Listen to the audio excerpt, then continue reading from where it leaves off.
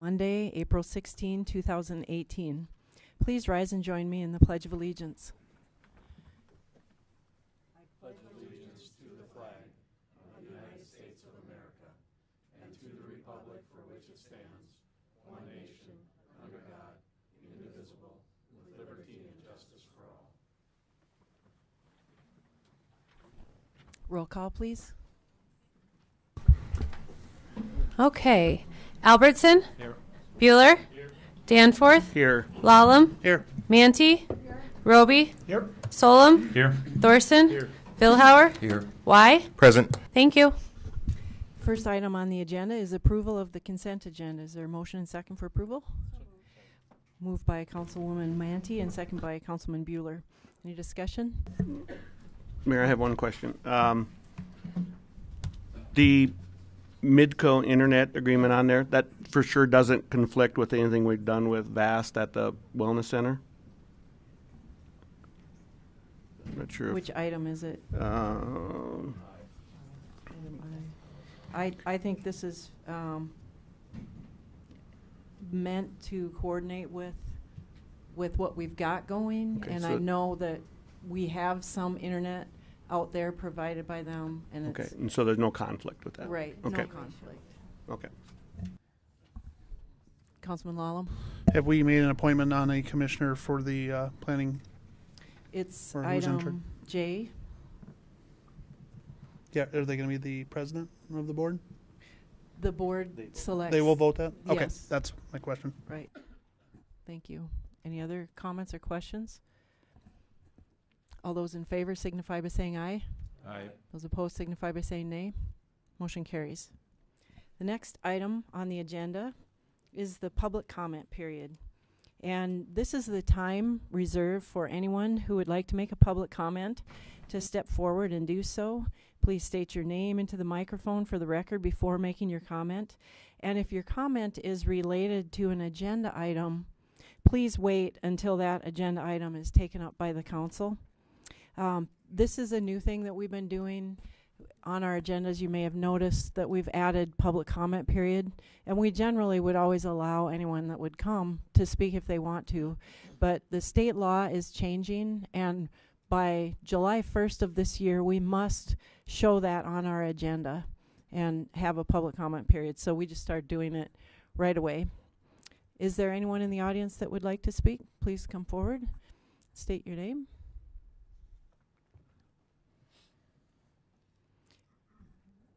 And this would be for items not on the agenda.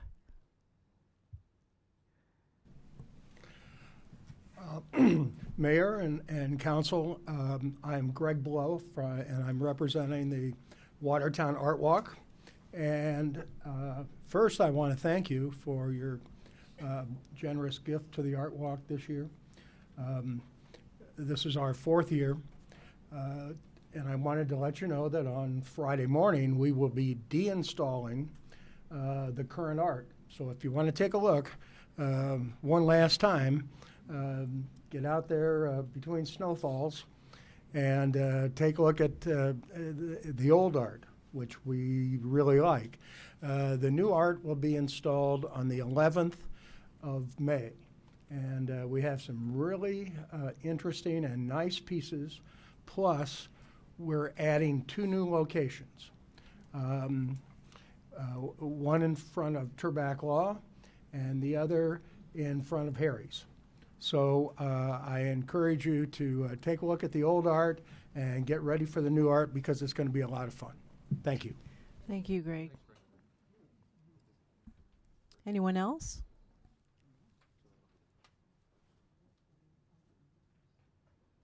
Mayor Kyle Lallam, and on behalf of the Sunset Zufari Committee from H2O20, we will be hosting our 5th annual Sunset Zufari. Thank you.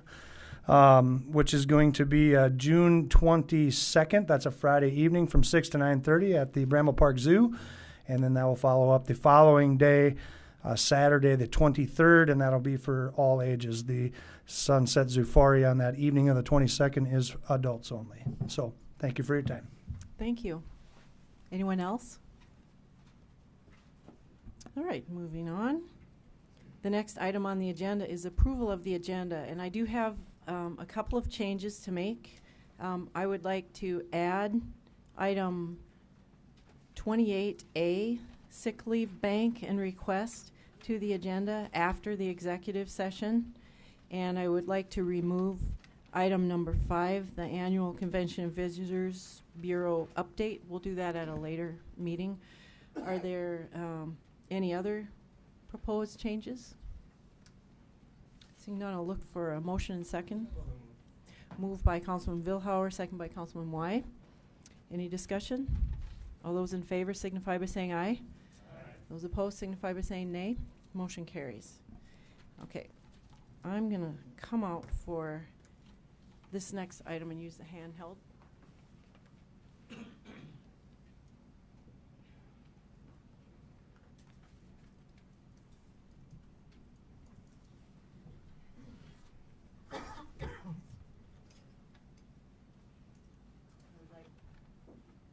Hello, I would like John Stonebarger to come forward. John has served on the Plan Commission, Board of Adjustment, and Sign Code Board of Appeals for the last 7 years, and he's recently resigned, and I worked with John for many years. He's very deeply respected by the staff and the other commissioners, and I want to really thank you for all of your years of service. Greatly appreciated.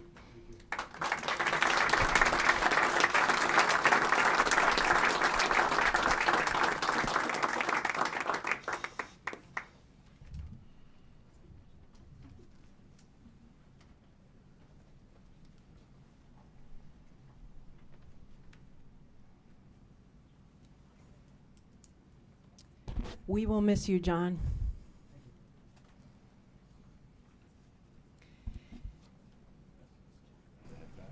The next item on the agenda is item number 6.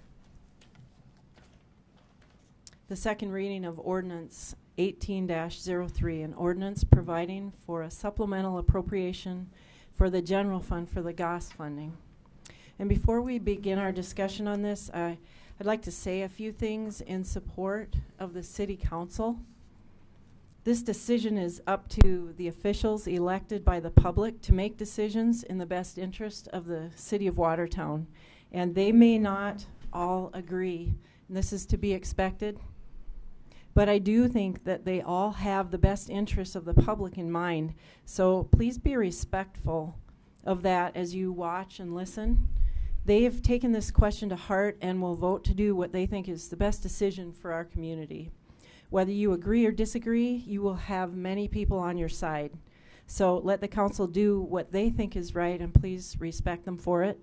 The city has a long history of investing in quality of life amenities which do not support themselves directly with revenue that they generate. Examples include our road network, the zoo, the library, the Prairie Lakes Wellness Center, parks, bike trails, cemetery, golf course, the recreation program for all ages, and the Boys and Girls Club. Millions of tax dollars are spent every year on these community features, which make Watertown an attractive place to live and to visit. Most would agree that we should spend tax dollars on roads. Roads are a major expenditure in the city budget. Beyond that, people disagree on virtually every other amenity. We either spend too little or we spend too much on them. Your elected officials make the difficult call. Invariably, though, they vote to include quality of life projects because they know how important they are to keeping our city growing. So how much is too much, and where do you draw the line? Should we eliminate all donations to nonprofits? Should we only fund sport-related amenities, or should we include art and culture? If we eliminate any of these, we could fix more roads with that money. What's the right balance? It is a great deal of information to comprehend all of this, and the council is doing their best to get it right for the taxpayers. Thousands of Watertown citizens participated in the Vision H2020 process and proclaimed that having a vibrant downtown to be a top priority. And the GOS is a unique feature in downtown. We have an opportunity with the recently formed nonprofit organization Friends of the Goss to support a community-based initiative to buy that building and use it as a community feature. We can do something that would preserve history, provide identity and an anchor, serve as an educational annex for LATI, and offer a venue for large gatherings. As with all such opportunities, there is a price and there is a risk. The outcome of the vote will speak volumes about our community and the direction our leaders wish to take. If the council votes to match the Community Foundation's gift, I personally will see this as an expression of optimism in Watertown's future, but it is up to them. So with that, I would like to invite a spokesperson from the Friends of the Goss to make a brief presentation, but I have a couple of council members that want to say something first. I will be Solon. recusing myself from this item as because I have a management position at the Watertown Event Center in Minerva's. Thank you. Councilman Roby? 2 weeks ago, in terms of being transparent and full disclosure, I did disclose that I had, my wife and I had contributed funds about a year ago to the Friends of the Goss. As I've been very open, I support that facility. I did confirm with our city attorney now that there is no conflict of interest, as I receive no benefit from that.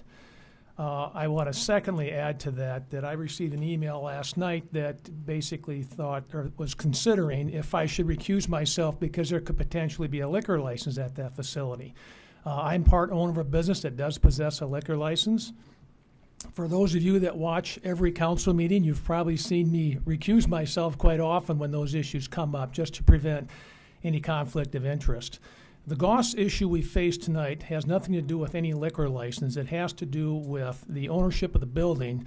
Therefore, I want to just be transparent and fully disclose of that issue, but I do plan to participate fully and vote if and when the vote comes up. Thank you. Councilman Billhauer?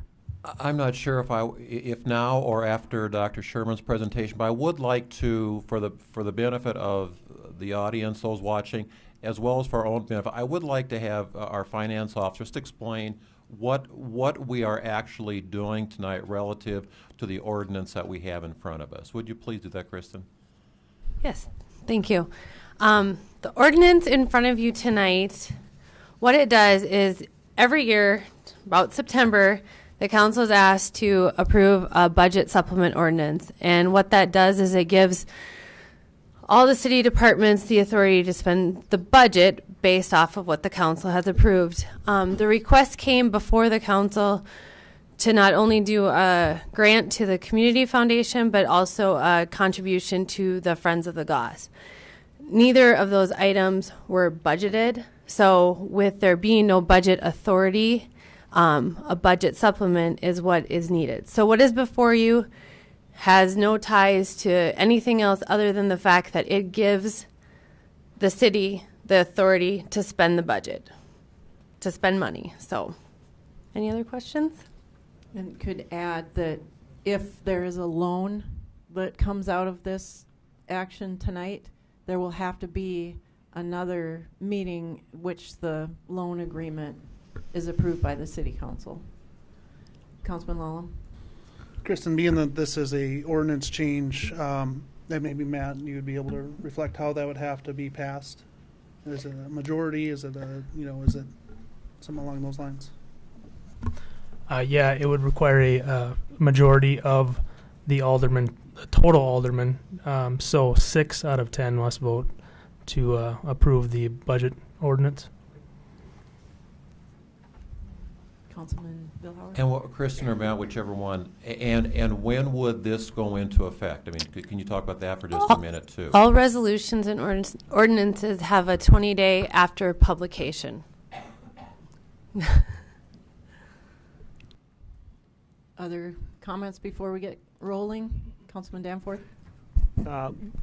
During that time, that 20-day period then is the time frame for which if somebody, either side of this, wanted to refer it to a public vote, that's the time frame for which they would have to turn in any petitions. That's with the correct. appropriate signatures. Just Yep. anything after that then is not referable. No, after the 20 days, after, and like, I do want to be clear on that, it takes effect when it's published in the newspaper. It's not starting right after that. It has to be after publication, and then it is the 20 days. Okay, we have a technical problem right now. There's no volume on our broadcast, and our IT staff is working on it. Oh. Maybe there is a conflict.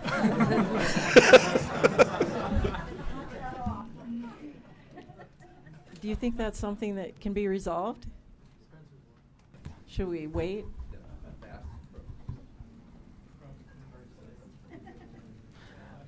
Okay, we will take a 5-minute recess, and hopefully we'll get sound restored, because I know there are a lot of people that want to see this presentation and hear what the council has to say. So take 5 minutes, and then we'll come back.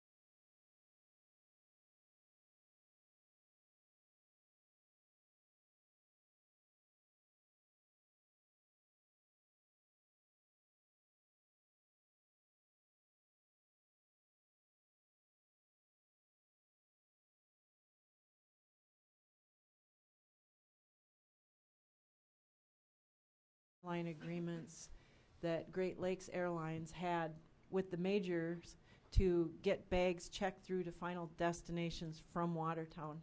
And Great Lakes ceased their flights. They intended to keep their other services going, including the reservation system and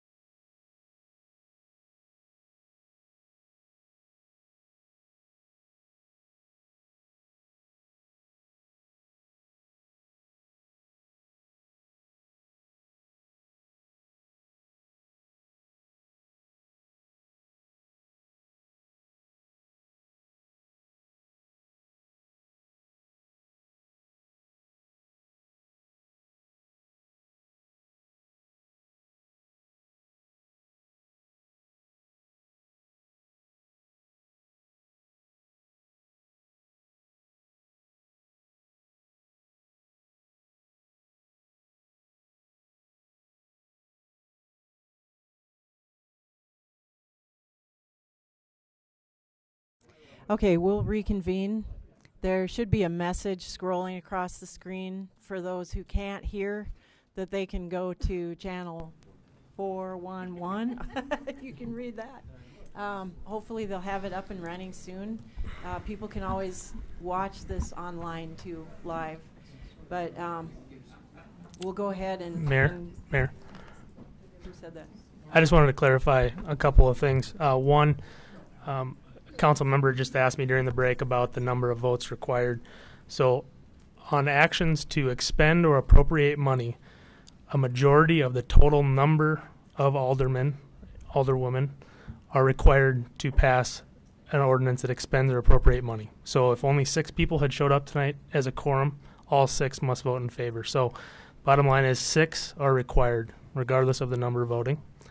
And the other thing, on Councilman Danforth's last question, the referendum would only apply to a positive vote, a positive action. So if this would pass, some party would have 20 days from publication to refer this to a public vote. If nothing passes out of tonight, if there's no positive action out of tonight, they would then follow the initiated measure process, which is not related to this. There's no time frame. They could do that 6 months, 6 weeks, 6 years from now. So just wanted to clarify that. Thanks. Thank you. Okay, and we're hoping that Brad Johnson would be here to answer some questions, and Chuck is here. Is there anyone else from the Friends of the Goss? No. So Chuck will do his best to answer the questions, and maybe someone else will come to your aid. Otherwise, please That's go ahead fine. and start your presentation. All right, thank you, Mayor, council members. My name is Chuck Sherman. I represent Friends of the Goss. I have a short PowerPoint presentation, and we reduced it from the previous PowerPoint presentation that we did. So if I could have the first slide come up. You can take the mouse on that laptop and run it. Click through it. No. Now I got to be technical. Go ahead and push it up over there. There we go. Now you'll be able to click through it. Okay. First slide, why is this a great opportunity? Well, first, the Friends of Goss Foundation was created. We received our IRS letter of certification as a nonprofit foundation on February 21st. This is, once again, a community ownership of the building. It is not the city owning the building. The purchase price is $300,000. That's a significant discount over the value of the building. The 2 current holders of debt are taking that debt away from the building. The $300,000 would then go to Rely Bank to pay off the rest of the mortgage. $150,000 would come from the Community Foundation. $75,000 of that is available now. And the Community Foundation has asked for a bridge loan of $75,000 that they will then repay in January of 2019. So the city has asked for $150,000 to match the Community Foundation plus an additional $75,000, which they will get back from the Community Foundation in January.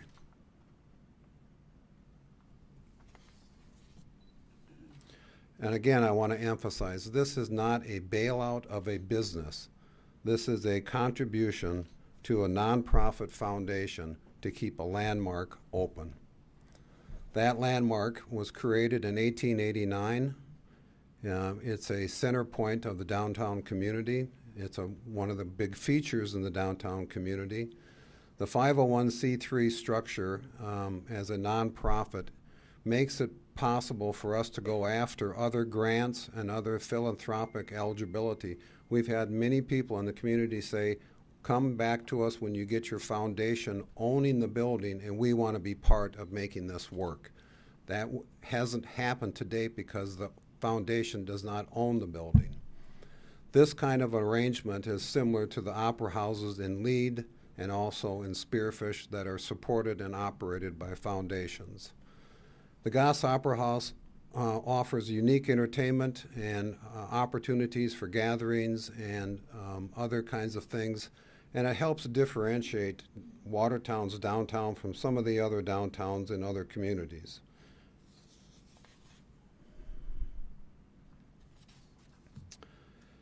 So these are the contingencies. This is not going to go forward until we see that, in fact, the remaining debt the current debt on the building is going to go away.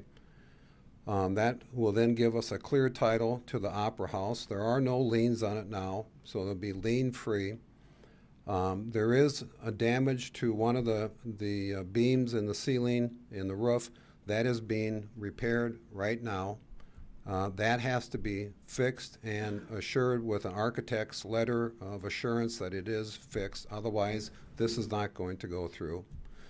And in the event that the Opera House does not make it financially, if the house or the buildings were to be sold, the city would get its $150,000 back, and so would the Community Foundation.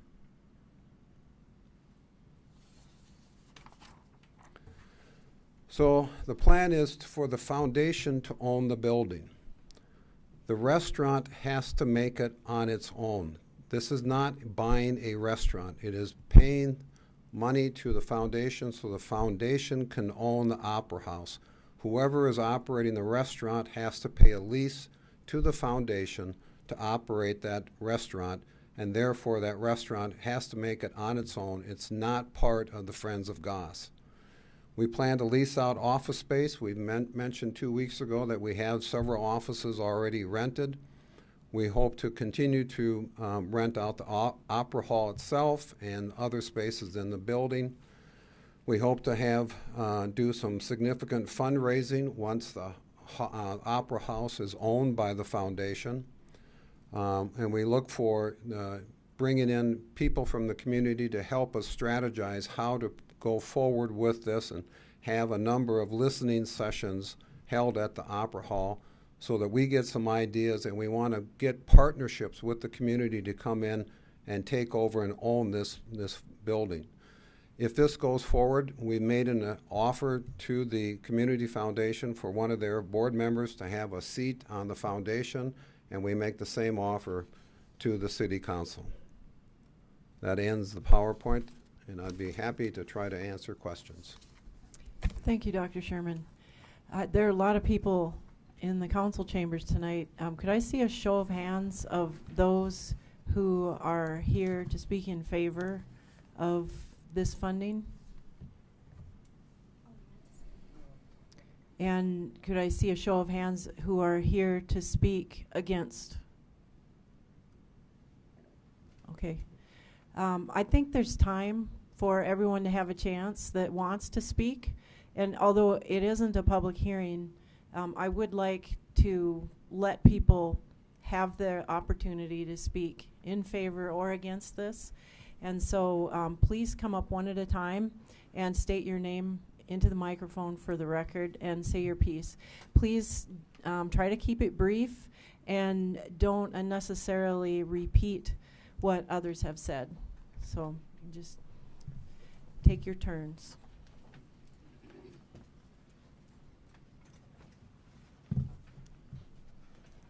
Mayor and council, I was hoping there was some middle ground, like those of us who are struggling to decide which way we should vote. I've talked to a couple of the folks on the council, and they were generous with their time and shared their opinions. I got to sit down in one of the Friends of the Goss's office, and he spent a nice amount of time telling me where they're at. And so with that said is... Sir, can you state your name, please? Lauren Eilers. Thank you. Lauren Eilers. Sorry. I'd very much like to see the Goss succeed. And I'm retired, so I have all day to do things. And I hang out with generally two groups of people. Those who are 60 to 90 years old and those who are 25 to 40 years old.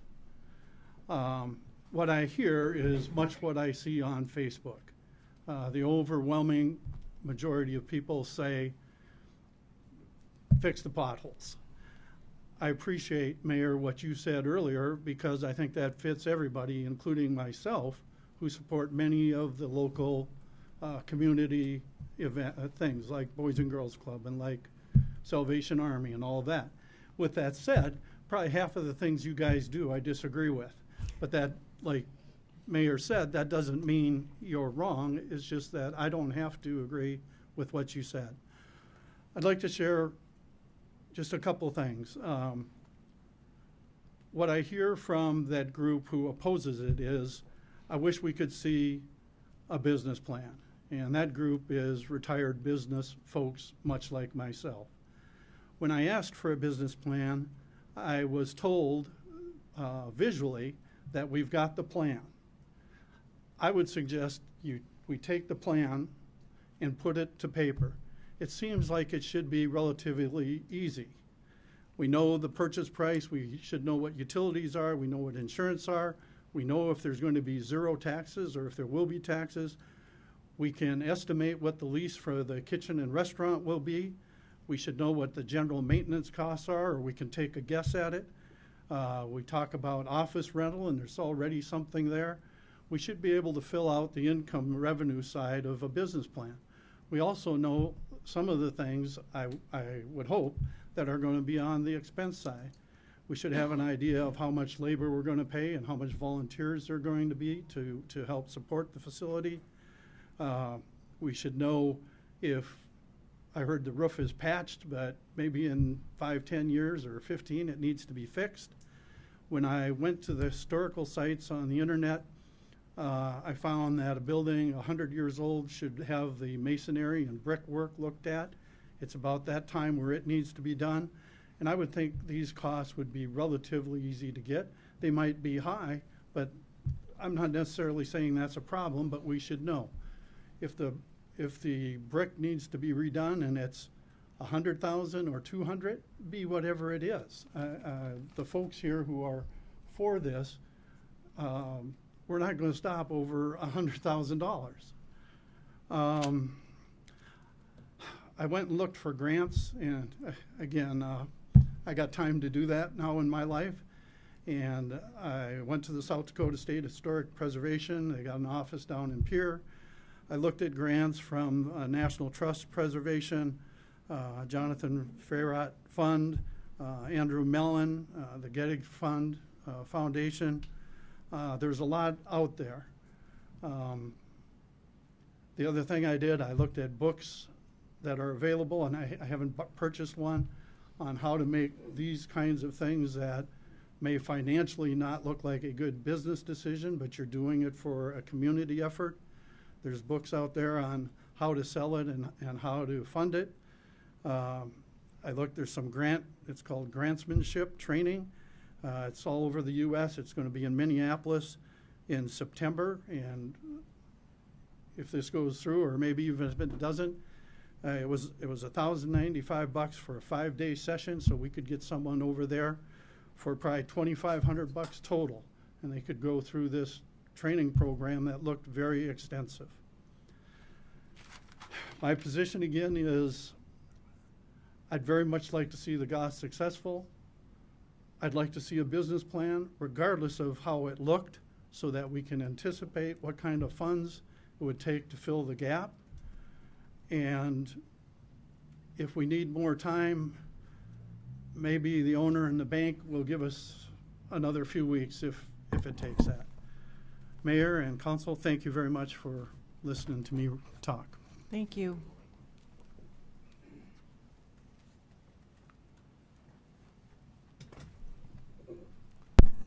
My name is David Ristvedt. My family has lived on Lake Compeska for 68 years.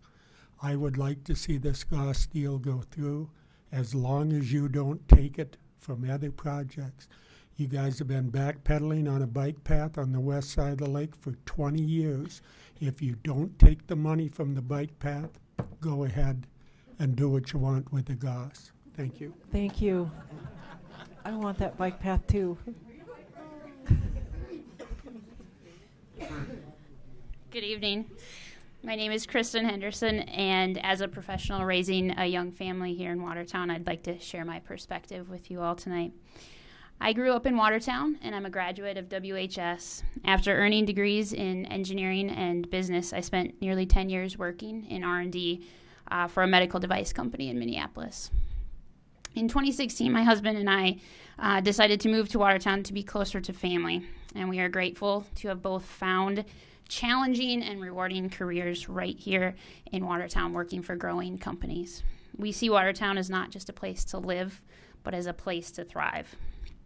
We as a family are members of IC Church, the Prairie Lakes Wellness Center, Cattail Crossings Golf Course, the Aquatic Center, the Bramble Park Zoo, and of course, thanks to our daughter, we cannot go more than 2 weeks without visiting our incredible library. Of course, we have been very fortunate and recognize the importance of giving back through our participation in area service clubs and boards, as well as financially through vital programs such as the Watertown Area United Way, the Community Foundation, the Boys and Girls Club Joy Ranch, and other nonprofits. As Mayor Karen shared at the last public discussion of this issue, the numerous facilities and organizations I just mentioned, along with many others like them, including the Goss Opera House, make up who we are. This is our community, and from my perspective, we are unique. We do not settle. We expect world-class facilities and exceptional opportunities for entertainment and culture, recreation, industry, and education. In return, we attract outstanding employers, employees, educational facilities, and engaged community members who generously give back with their time and invest in the vitality of our community. It has been made clear that action must be taken or the Goss Opera House will go dark. While I see no shame in trying and not succeeding, it would be wrong to not support the Friends of the Goss in their pursuit to build a stronger Watertown for everyone. The arts, the theater, the educational programs, and the exhibits that the Goss can host, I see endless possibilities for our children to journey through one of the many traveling National Geographic exhibits, innovate and explore while touring through a science workshop offered through children's museums, or simply experience the acoustics of a symphony playing at the Goss. These are remarkable experiences our community and especially our children deserve. Just recently, with the help of a small group of individuals and with the support from Mayor Karen and the Chamber of Commerce, we have created a new young professionals group, Excite 2040, to support Watertown's continuing development. This group will focus on attracting and retaining young professionals and will include outreach such as hosting tours of Watertown to prospective employees during the interview process to showcase just what Watertown has to offer. In fact, our kickoff event in May will be an amazing race through Watertown's thriving downtown with, of course, a stop at the Goss Opera House. As you know, we need motivated young professionals to join our growing business and community. And when they arrive, we need to offer them and their family something more if they are to stay and become future business and community leaders. I ask that you vote to support the Friends of the Goss in their endeavor to create an even more vibrant Watertown for all. Thank you for your time and consideration. Thank you. Next.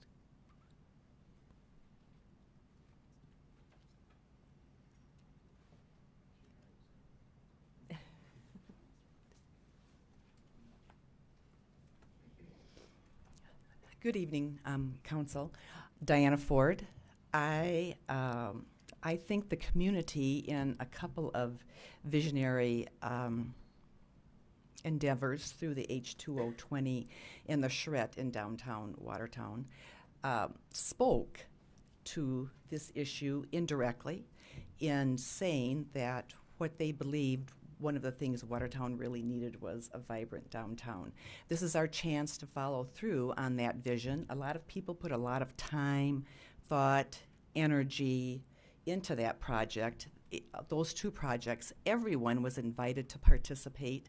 Everyone had a chance to speak their mind and to be heard in a positive, and I'm very grateful for everyone that participated. That was the vision that was presented in those two community outreaches. I hope that you will think about the time and energy those people put into that and the statements that they made as a result of those several meetings. I support your contribution to the Goss, and I am personally hoping that the city is willing to accept that risk, because truly through those two community activities, the community has spoken about what their desires and what their dreams are for downtown Watertown. Thank you. Thank you, Diana.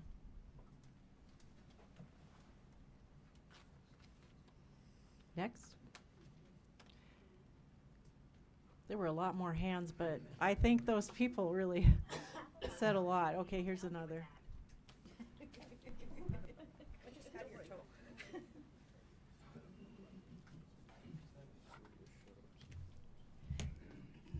Is this? Yes.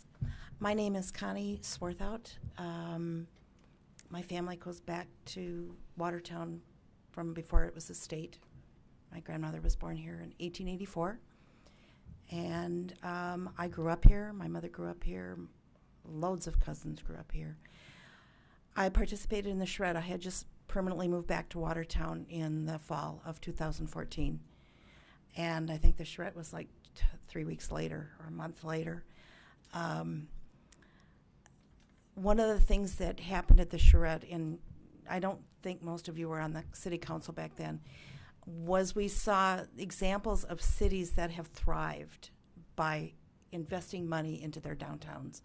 Brookings, Aspen, Rapid City, all of these that have done things to attract people to come downtown, not just to go to, say, Vintiques or the homecoming parade or this type of thing, but to come downtown because there's things to do there. We talked about building a park downtown.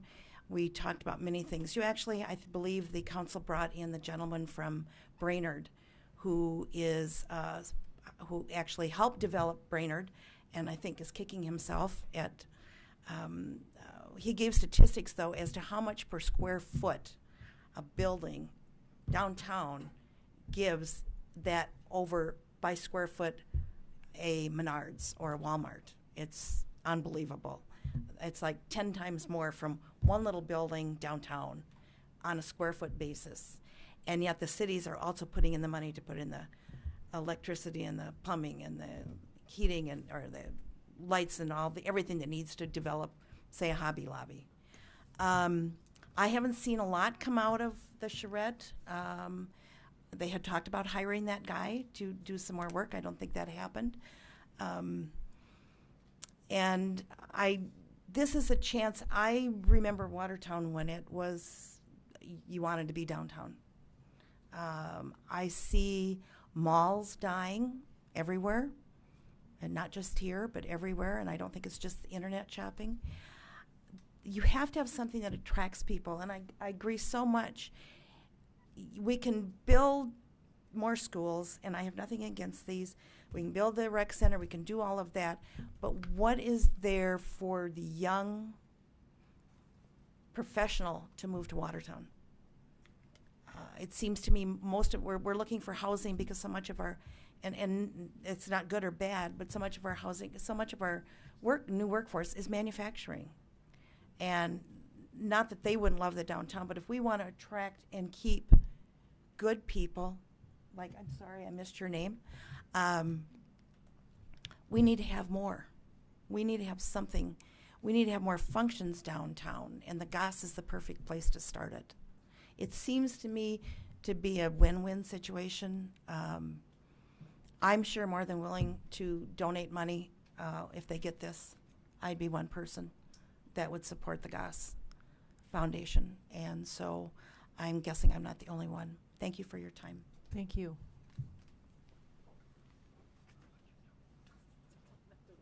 Anyone else?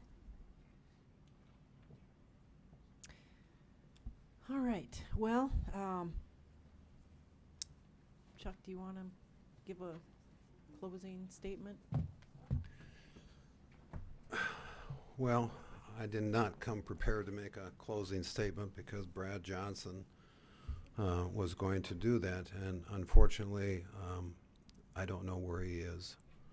And I'm quite honest, I'm worried because he was intended to be here, and I don't know what happened to him. The only closing statement I could make is, once again, this is not about bailing out a business. This is not about giving a bunch of money to some business that wasn't able to make it. This is about keeping a landmark open and helping to keep the downtown community thriving and moving forward. So with that, I'll end my comments, and if you have any questions, I'll try to answer. Thank you. Okay. Do we need some discussion first, or is anybody willing to make a motion? Councilman I would just say, on behalf of this whole project, I sat on the Urban Renewal Board for several years, and it was about the time of the charrette and all of the discussion about how the community was going to get behind Watertown. And I firmly believe that we have a wellness center. I believe we have softball fields. I think we're in the process of getting places for kids to play hockey, new ice rinks. It's certainly in our thoughts, and I think it's coming down from that.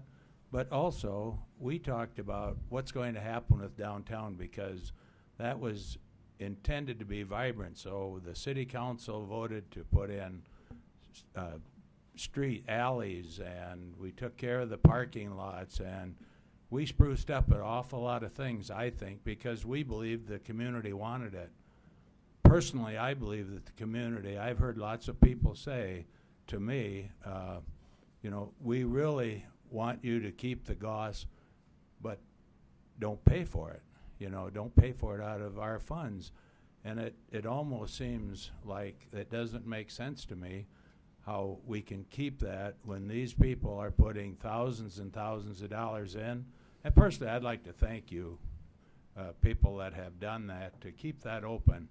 I think it's the way, maybe the only way that the GOS, that the downtown can be vibrant. I can only imagine a bunch of two buildings down there sitting with wood, cardboard, or wooden plywood on the windows and the doors, and then we try to tell somebody, you know, we're really working hard for a vibrant downtown, but we weren't willing to spend $150,000 to get it. So just a comment. Thank you. Others? Councilman Danforth? This has been an item that really came, I think, out publicly probably about mid-March. And I think this is an opportunity for our community, but it's a good discussion. Just seeing the number of people here tonight, seeing the amount of input that I have seen. Today, I'll be honest with you, I almost didn't get to my agenda because my phone and my email was going off the hook today. And it's been that way for 3 weeks. You know, the phone rings and my wife does this. She just, you know, because that's the way it's been. And that's, I will tell you, from a council's perspective, that's the kind of input that we want and need. Too often we don't get input. So whatever the outcome is tonight, I appreciate you being here, and I appreciate that. And I also want to piggyback on something that the mayor had said, and that is, this isn't about right and wrong. This is about what we believe in. And Chuck and Doug and Brad, you know, I commend you guys for taking the step you did in May of last year. If you didn't take that, we probably wouldn't be having this discussion. I commend Dave Barry for doing it 7, 8, 9, 10 years ago, whatever it is. We wouldn't have this discussion one way or the other. But the point is, we need to be respectful of people. I've read some of the things on Facebook and other places that, frankly, they're inappropriate. They aren't correct in regards to the efforts that you guys have put forward. So let's be mindful of that, be respectful of that, knowing that we're not always going to agree on the same things. And I do thank you guys for the work that you have done. Thank you, Mike. Councilman Roby? Thank you. I had to laugh when I saw Bill Zubke walk in the room tonight, because Bill was my debate teacher my freshman year in high school, regrettably the only year I debated. But I dare say I've had more debate in the last month than I've had in that freshman year. So to echo some of Mike's comments, I was on the phone literally all day today, it seemed like. And again, it was good, because a lot of it was really, it was rational. There was a lot of good debate. I had pros and cons, why I like it, why I don't like it. I think a lot of what I saw was people who were really against it was based on false information or misunderstood information, we're not going to buy the building. The money doesn't go in somebody's pocket. And I think once we got that cleared up, then you get down to the real issues. Is this something we want to do as a community? So good arguments on both sides, and I also want to say thanks to everybody that participated with that. Connie, you mentioned the presentation that was here. It was called Strong Towns.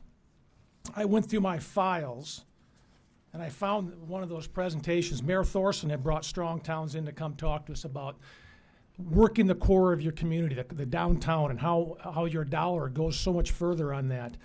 And there was one thing in there that I went looking for, and I found it. And it says, their Strong Towns approach, one of the key points, the first one on their list was it relies on small incremental investments, and in parentheses, little bets. And that's how I look at this one, because there are no guarantees this is going to work. This is a little bet. That's a lot of money in regards to the whole budget. Maybe not so, but I look at $150,000 as a lot of money. But it's a bet that we're looking to take. But again, following their approach, which I think had a lot of credibility with me, it fits that description. H2O came up, and one of the key objectives of the H2O process was safe and attractive neighborhoods.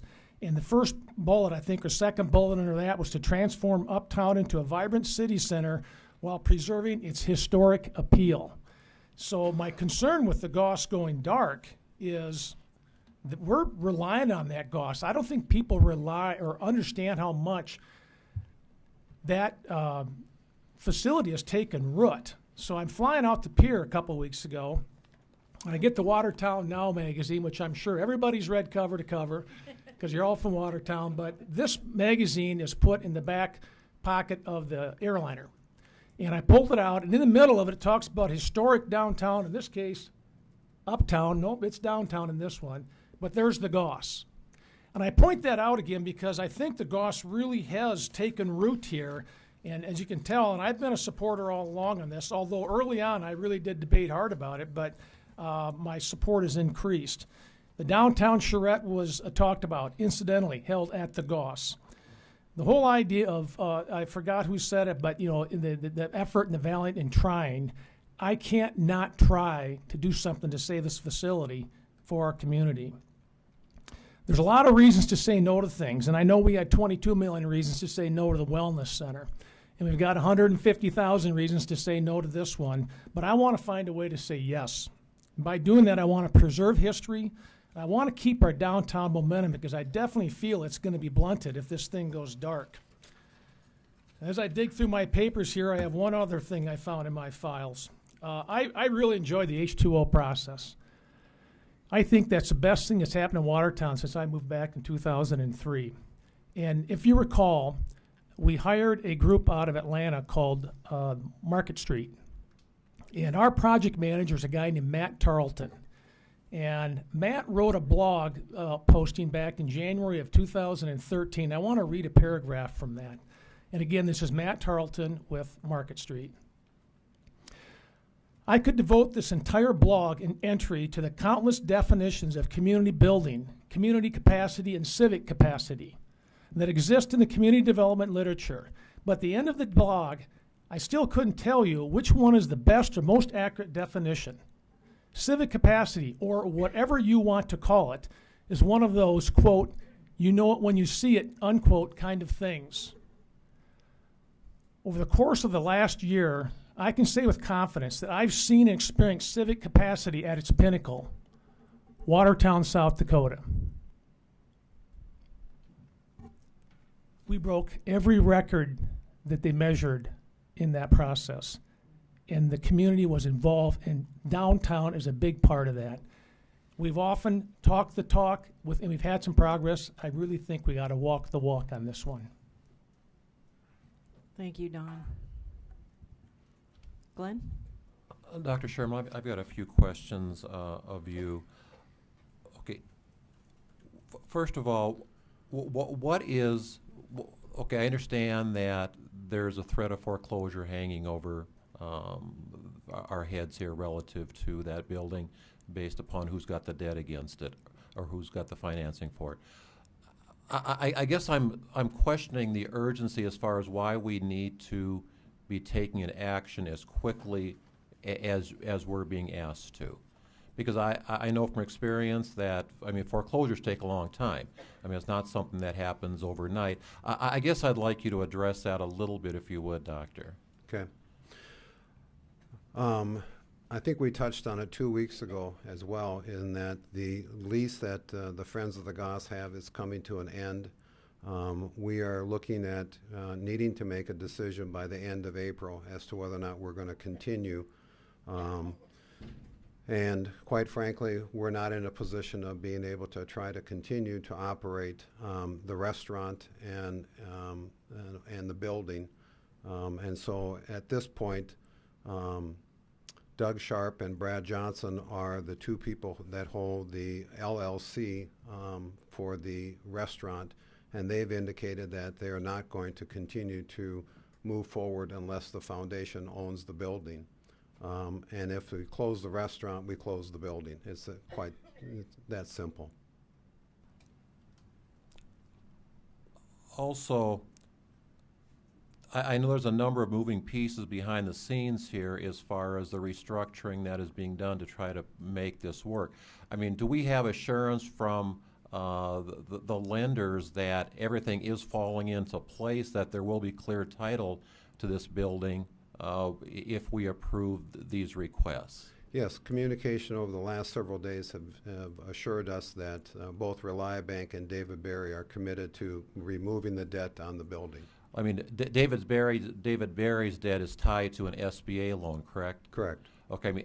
I mean that's not a local decision. I mean, have you got assurance that that is going to fall into place as far as being able to recollateralize something else for that loan? He has indicated that he has talked to them out of, I think it's Sacramento, where they're based, and that they have indicated their willingness to move that, I think it's $660,000 debt over to some other buildings that he owns in other locations. And again, I appreciate the efforts that have been ongoing for this past year on the part of those that have kept the place going.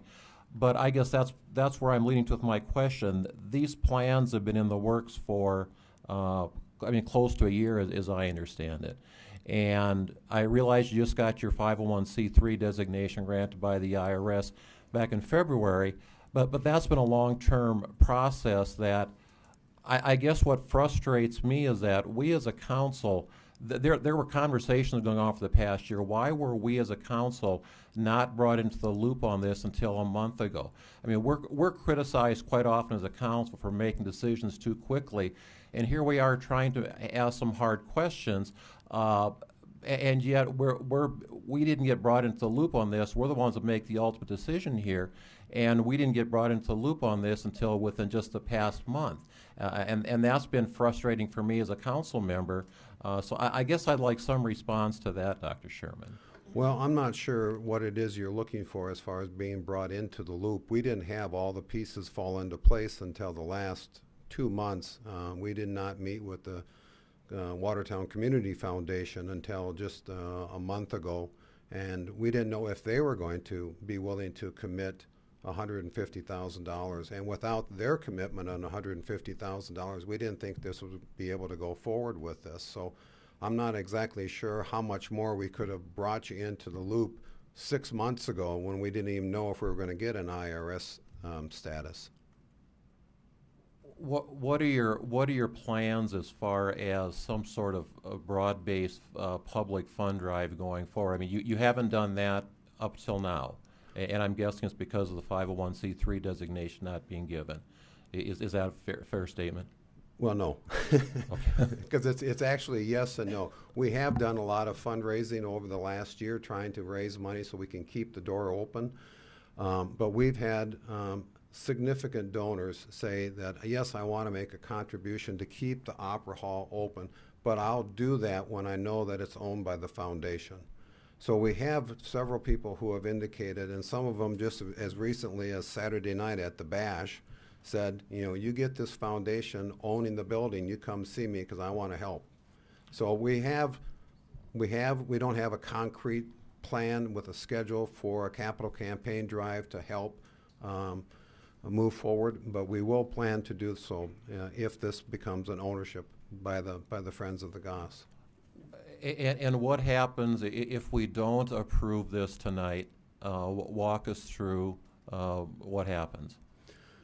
My understanding is that if the answer is no, or if the answer is to postpone it to another council meeting at some point in the future, the restaurant will probably end up closing and the Goss will have to be turned over to Reliabank. I see, Brad, you just showed up, so we're glad to see that you're okay. I guess I do have a question of you, if I could bounce it off you. I'm referencing, you sent out a mass email yesterday to a charity luncheon group that meets once a month that Councilman Roby and Danforth and myself have attended. And I guess and you invited people to attend tonight, and great, I appreciate that.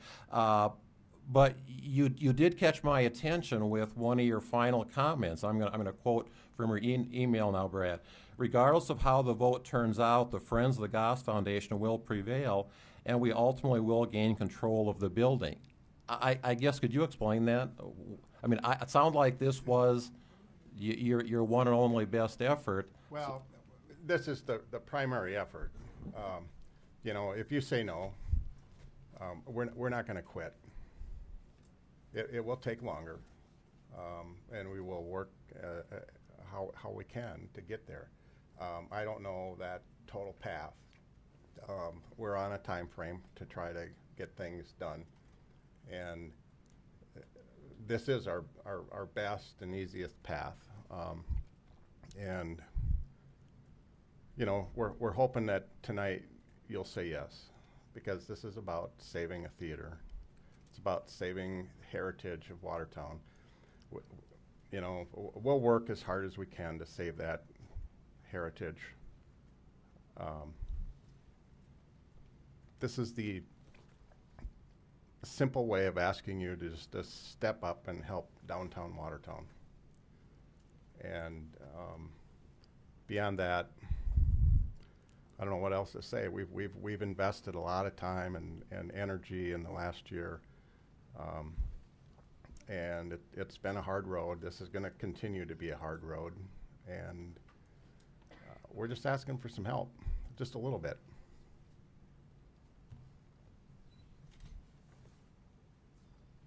Are you done? Anyone else? Councilman Danforth? A few comments, and some of these I may have expressed last time, but prior to today, I've had probably 95% of the people, and I've had a lot of people contact me, but I've probably had 95% of the people that are in opposition to this. And of all of those people, I will tell you that very few don't want to see the Goss succeed.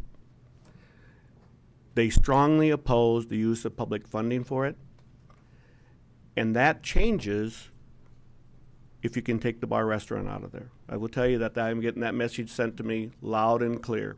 If the bar restaurant's not there, their acceptance of public funding changes.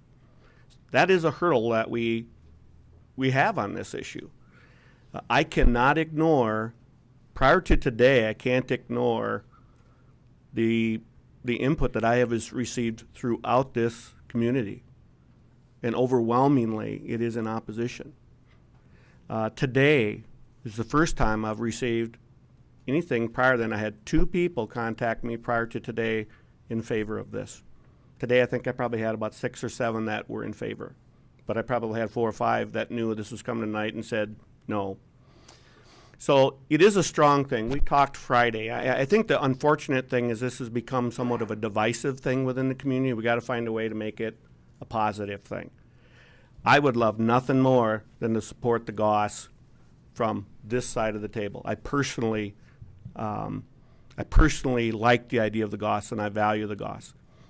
My question is, I have a responsibility to the taxpayer, and that's my struggle. You know, I'm asked to listen to the volumes of people that were part of the H2020. I'm asked to listen to all the people that took part in the charrette. But now I'm being asked to ignore all the people that are opposing this thing that I've heard from. And you can't have it both ways. We can't have it both ways. We have to listen. I would love nothing more than to see more information exchanged, whether you feel it's relevant or not. I am getting asked all kinds of questions from the people that are opposing this, actually even quite a number of people that are for it, that I can't answer. And I think we need to be able to answer some of those questions. I think Mr. Eilers was here and said, put it in writing. And I have heard that 100 times about a business plan, and that goes forward, talks about management, and talks about a lot of different things that would all be included in a business plan. I'm hearing that. I've heard it today from people again. I would like to find a way to make this thing succeed and see what our other options are so that if this thing turns out to be a win-lose, we all lose. If it's either win-win or lose-lose, then at least we're bringing people together. But if it's perceived as a win-lose, which right now, based on the volume of people that I'm hearing from, it's not going to be supported by that part of the public. And I think that would be really, really unfortunate. I would like to address other opportunities for the use of the building. I would like to address concerns that have been expressed to me. We have to talk about the structural aspects of things and see what we can do together. And if that means that it's 2 weeks from now or a month from now before we come back with a body of people from all sides of this thing, I think we need to see ourselves do that. Because then you've got the community all working towards it. And right now what we have is we've got a tug-of-war taking place. And I want to see us find something that turns this from divisive, which it has been, into something that's positive and can be used for in our community. I can't ignore the many, many people that have taken the time to communicate to me about their opposition to this. But when you throw out some alternatives to them, it's surprising that a vast majority of them say, I could support that. That's what I would like to see us explore.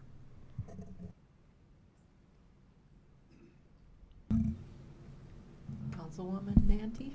Yeah, I'd like to add a couple things. I, too, am one that believes don't say again what's already been said, so I'm going to echo a little bit of what Don said and address a little bit of what Mike said, along with some other things of my own. I, too, have had, interestingly, I've been more 50-50, and maybe it's because it's in Ward C. I'm not sure, if my reaction to this has been different than other people's. And my experience has been just like Don's in the sense that a little bit more education about this in terms of the restaurant and those types of things, people have a different approach, or they start to have a different conversation with me, which is what you've experienced too. But it isn't an all or nothing with them. It's more of a, oh, I wasn't aware of that. Thank you for sharing that with me. And I guess I can go back as far as I can remember being involved in downtown, even prior to getting on the council. Was on the committee that organized the charrette, have been on the Urban Renewal Board. I can go on and on about what has been taking place down there. With the restaurant situation, once we were able to clarify that is a separate issue from all of that, I think that anything, if we have a new restaurant, whoever opens it, to address all the other restaurant owners who are concerned about that. We've had numerous restaurants open downtown, and I haven't seen the successful, I'll be quite honest, when Harry's opened, Dempsey's didn't close, right? For those of you in economic development know that if somebody builds a successful convenience store on the corner of one intersection, in 5 years there will be 4 successful convenience stores on that intersection. You know the old saying, the rising tide lifts all boats. The more traffic we have downtown, the more people we have downtown, the more activities we have downtown, the more it benefits every single one of you in the audience and every single one of you who has a stake in downtown. And I would hope that is all of us. And I really do believe that I promise we won't take money from the bike path. My husband's a biker, and he really doesn't want that to happen either. But they always say, find a place you love that needs you. Okay, I've seen that in other times, in other places. And I guess I love the Goss, I love downtown, and I think it needs us right now. So, think about that. Find a place you love that needs you. And so I believe that we don't have to make this a divisive situation. I believe that media plays a big part in some of that divisiveness. And I'm glad Mike addressed some of the ugly things that came out of some of those diatribes on Facebook. But I want to thank the people who have taken the time to put out good information. I appreciate all of the other opportunities that we have here as far as fundraising, grants, all of those things. I don't disagree. In fact, I was one who also asked for a business plan and a marketing plan. I actually wanted a marketing plan as well. And I see now, where you're coming from and what you're thinking. Would I have liked those a little sooner? Yes. Do I have them? No. But does that change my feelings about the Goss and my support for it? It does not. So let's increase the traffic downtown. Let's make sure that we are not shuttering something that we can't open again and undo. And anybody who's aware of neighborhoods, law enforcement, all those things, they will tell you about the broken window syndrome.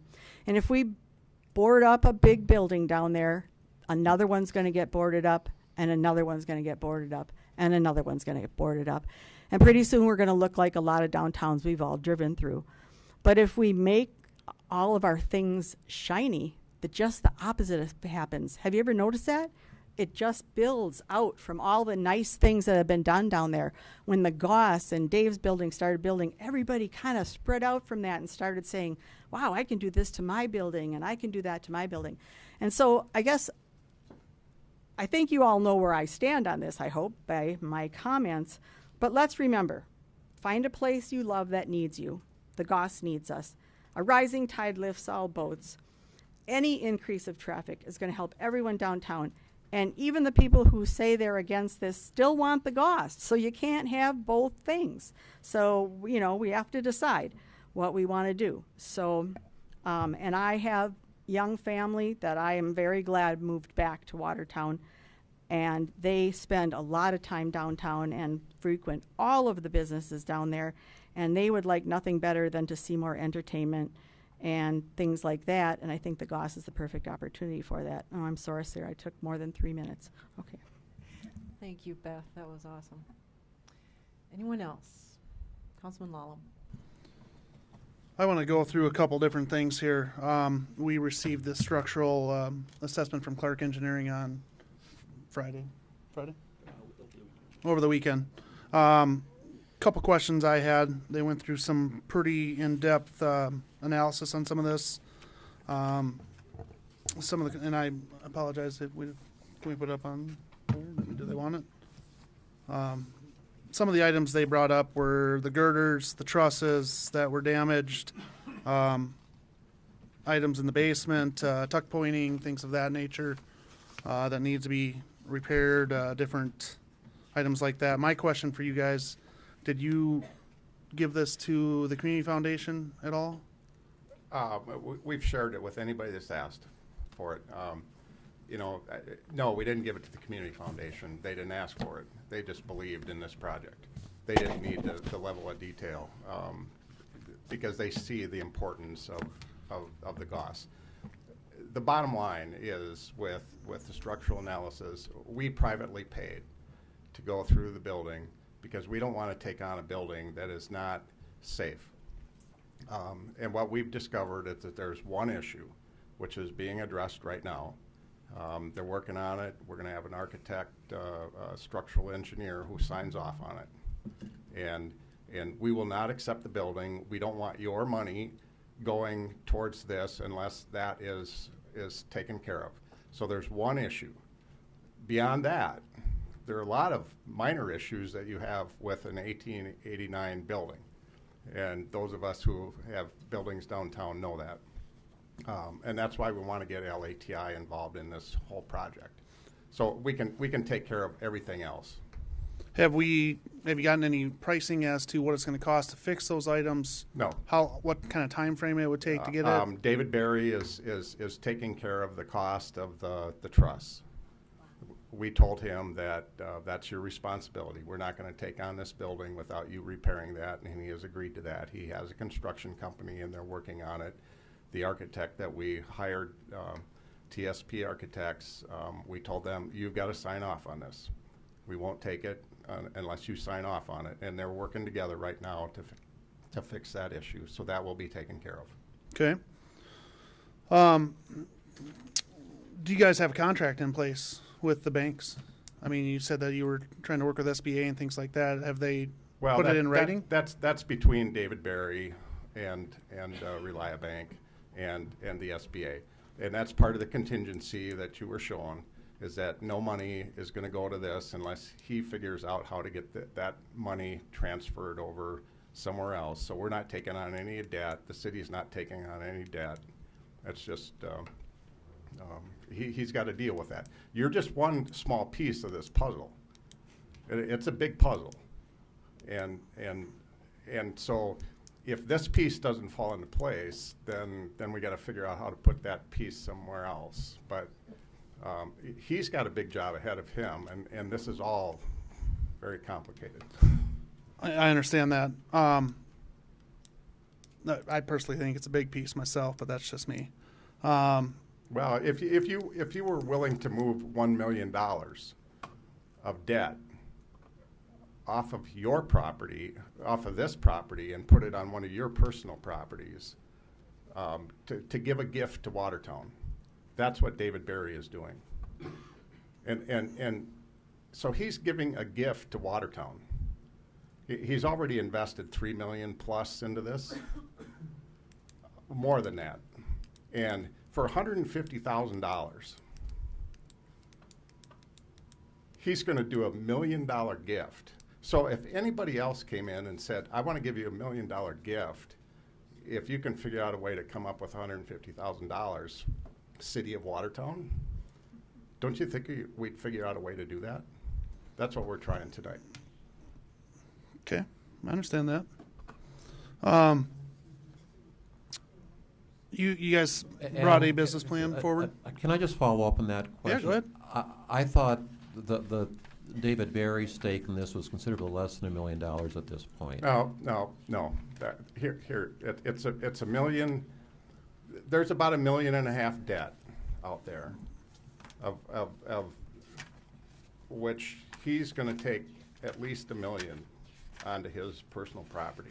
Talked to him this morning. He's struggling with that. trying to come up with this concept is, why can't Watertown be more embracing? When somebody from outside of Watertown has come and done such a wonderful thing for our community, and why do we make this so hard to come up with $150,000 here or there? Because he's still going to take over $1 million on his personal debt for a gift that's going to be Watertown's treasure. I'm just asking the question because the numbers have changed relative to who's got the debt on this since just within just the last few days. That's why I'm asking the question. No. SBA has a loan on it. Reliabank has a loan on it. And he's got to deal with both of those. You know, so there's $1.5 million that's going to be cleared off of this building. So we have to take a portion of that and as a community and step up. Councilman Danforth. Thank you, Mayor. Brad, back to the report here, and I'm not sure, was Clark Engineering, was that from people from town here that did it? They were from Sioux Falls. They were from Sioux Falls. You know, as I read through that, not being an engineer, parts of it scare the heck out of me, quite frankly. And as I get onto page 7 on it, it talks about the roof framing. And I'm not going to...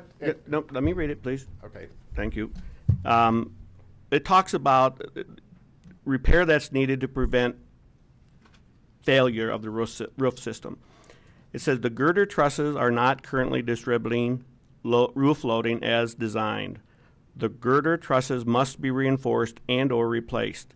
Complete failure of a girder truss would likely result in the catastrophic failure of the structure. And that is the truss we're working on That's right the now. one. So every other truss Well, is acceptable because he's talking about the whole load of the roof, Right. not the one truss. Right. We've gone through that. You know, engineers are engineers. So we've got Clark Engineering, and we have TSP Architects, and TSP at Tad Holt with TSP is also a structural engineer, and he's the guy that's going to sign off on this. And we told him, we said, you know, from an insurance standpoint, we have to have you signing off on this because otherwise we can't go out and get insurance. I don't want any of your money. We don't want any of your money if we can't get a building.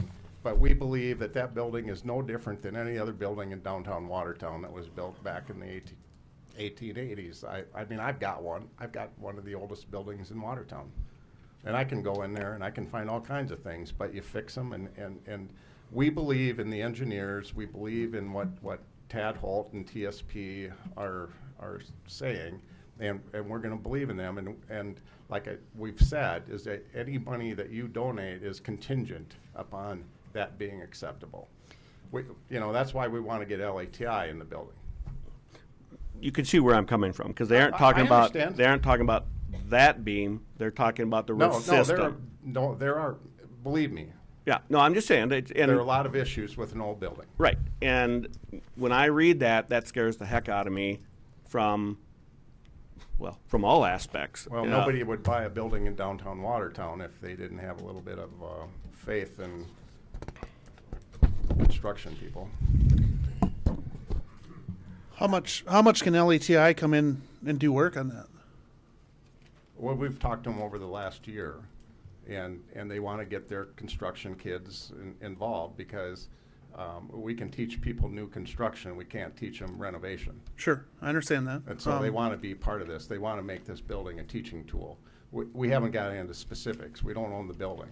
So until we own the building as a community, which is what this is the foundation. It's a community. And so once we get it, then, I mean, Mike Danforth is all, or, you know, Mike, you were there with Mike Cartney, you know.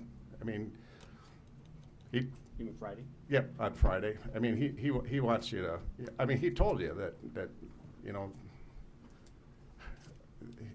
they want to be part of it. They want to do everything they can to help. And that's part of this whole picture is just making things happen. Because none of us have certainty to anything. I've spent the last year having no idea what I just got myself into. But I'm here because I believe in that building. Sure. And I don't think any of us are in disagreement that we don't want to save the gas. I don't think that's an issue. The come down to it is the $150,000 of taxpayer money to do it. And I've heard one thing on that. No, let me finish. I've heard the arguments for and against, you know, but bottom line, it's taxpayer money one way or another. So my personal opinion is that I want to get as much information so that we can make an informed decision based on what the taxpayers are looking for. The conversation Mike had with his people, I've had the same conversations. I've had people in favor of it, and I understand that. I've had people against it. I understand that too. I'm not here to dictate what people's opinions are. I'm here to listen to what they are looking for. The comment I have that concerns me is you close the restaurant, you close the building. And we just made a comment that the restaurant isn't part of the building. So, but Chuck, you did say if we don't do this, we close the restaurant, we close the building. You came in, and I apologize you weren't here, but you're saying that you're going to keep going. So I'm just trying to get clarification. Well, the foundation keeps going. Okay. I mean, you know, we got to figure out a way to acquire the building. You know, there's a difference between the restaurant and the foundation. You know, I've been part of the restaurant this last year, just trying to make sure that all the events didn't crash down. Well, they're on the verge of doing that this year. I'm not going to continue to do that. Doug Sharp's not going to continue to do that. We've spent a lot of money out of our pocket to get us to this point.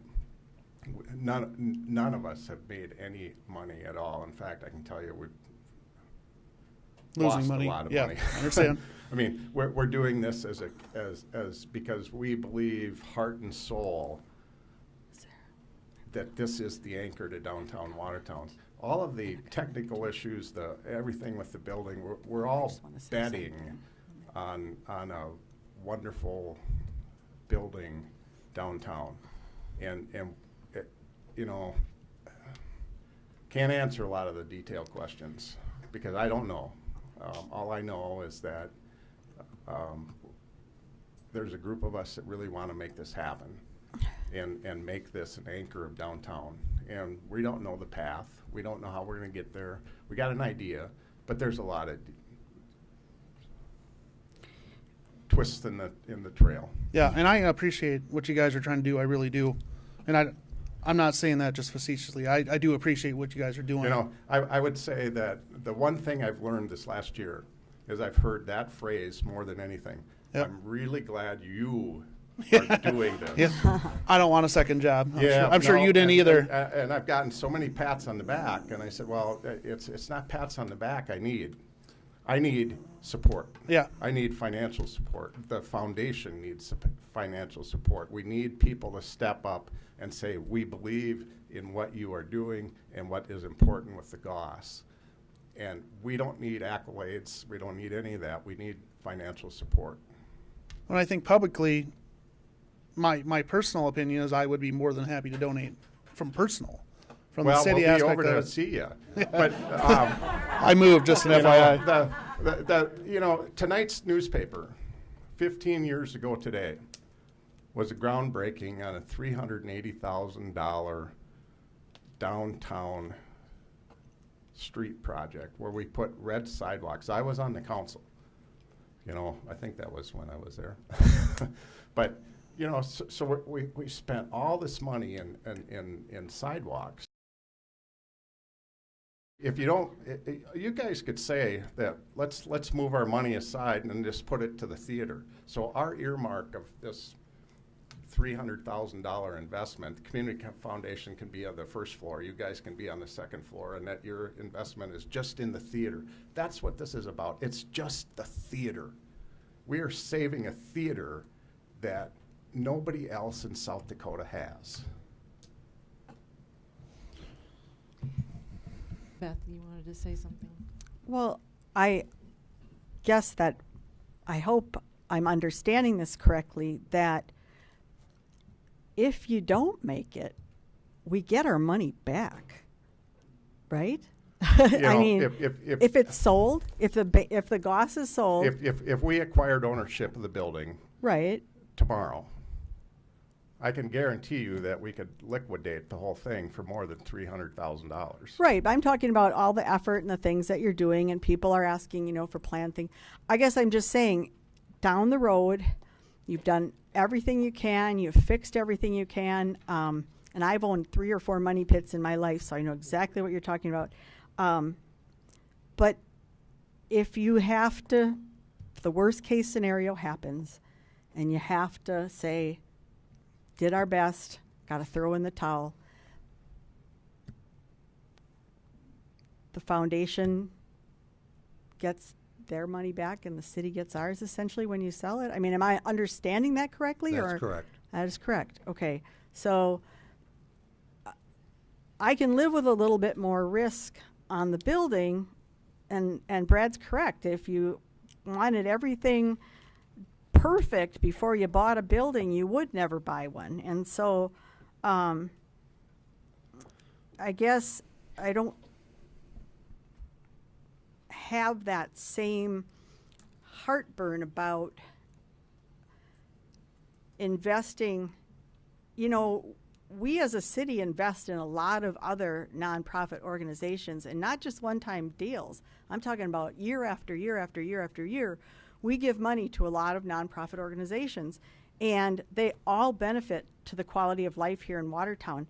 And so I'm thinking about it as a one-time ask at this point with the idea that all the work that's needing to be put into it, whether it's physical, structure, marketing, whatever, if the building goes up for sale, then the foundation and the city are protected in terms of our investment, or if it sells for 300. I mean, I don't know. I'm just looking at. We can write that into the agreement. I mean, fine. I mean, if that makes people feel better that the city is not putting money, sending money, good money after bad, as it were, I think, if that makes people feel better, that's great. But you're right. I spent more money in 3 years, not I personally. We allocated more money in 3 years for flowers than you guys are asking for a one-time deal. All those beautiful flowers that people come downtown to see all the time. And that's true. And so people need to understand that too. And all we heard was how wonderful the flowers were. People came from out of town to see the flowers. So I just want to make that comment. Glenn? I'm not a real estate person, especially downtown real estate. I guess, I mean, you're making a pretty bold statement there that building would sell for more than $300,000. I mean, how can you say that? Well, I'm a real estate appraiser. Two buildings for one thing. Okay, fair answer. But I mean, seriously, we have no guarantee that if this thing does not work out, that we would get our money back. Well, no, you have no guarantee. This right. Is all right. So in 2007, David Barry spent $250,000 to buy the Goss building and the old bank building, which is next door. So there's two buildings, $250,000. Since that point, he put in a $400,000 elevator, a sprinkler system, and air conditioning, and built an addition onto the back of the building with 3 floors of modern bathrooms. He spent more than $3 million in that whole thing. And so if you can't, if you can't get $300,000 out of a $3 million investment in downtown Watertown, that says something really bad about Watertown. I mean, it's really a no-brainer that liquidation. You can turn it into a warehouse with that elevator, and you could have somebody just store stuff in that whole building and generate enough rent per square foot just to have it as a warehouse. And you don't want a warehouse downtown. Just to follow up to Beth's comment about supporting nonprofits, just for the sake of information, in 2018, there's 14 different nonprofits that we are supporting to the tune of about just over $200,000 in total for those 14 nonprofits that we're supporting this year. And Beth, we have no guarantee that this is a one-time request. There's no guarantee that this is a one-time request coming to us. I didn't say that it was. I said providing that this is a one-time. I'm assuming at this point this is a one-time request coming to us. And I've said to other people in this conversation, if you guys come back again, we have some different issues to talk about. But at this point right now, this is a one-time ask. And I'm nobody, he said already he would write something down if we wanted it, that we would get $150,000 back. If that makes people feel more comfortable, that's fine. The money that we give to those other organizations, we don't necessarily have cut in stone guarantees on some of those as well. Every single one of those, we as a city are making a risk that these are going to be something that we want to invest in so that the quality of life in Watertown stays high. And I've supported all of our contributions to those organizations. I've sat on that board several times that made the decisions on what kind of funding we give to those organizations. And I guess I keep going back to that and kind of pulling this whole big picture together. And if somebody wants Brad to put in writing that we get Not 150. Brad. Not The Brad. foundation. The foundation. You said the words, so I'm going to Yeah. give it to you. But if somebody wants the foundation to put it in writing, and that's all it takes for this to get off the ground, let's have that conversation about that, getting the 150,000 back. But again, I just feel that it would be short-sighted not to invest in this project based on all of the other things we've done downtown, based on all of the other money we've spent, all of the efforts, H2020, the charrette, the Urban Renewal Board, I could list all night, and I don't think you guys want to sit here all night for And me to there's list. other hands up too. Yeah, exactly. You guys can have your Councilman hands. We've been having some long council meetings as of late. A lot of issues that are important issues and a lot of different views. I just say to myself and the council, there are times we get bogged down in details. I mean, it's due to genuine concern, genuine interest. I think we got people that really want to know. Regarding the engineering piece of it, all good questions. I read both engineering reports, a lot of questions raised. I'm not an engineer. I'm not going to try and be one. I think that it has to have an engineering review as a contingency, and I've been told that by a lot of people. So if it gets signed off by an engineer, we use experts all the time. Okay, I want the contingency in there. So we can debate that one all night if you want, but we're not going to solve that issue. I think we got to get back on track here, and what are we looking to do? And that is, are we going to support this facility with $150,000 to try and keep it going and keep downtown moving in the right direction? I think that's really what the objective is. Yes. Councilman Albertson?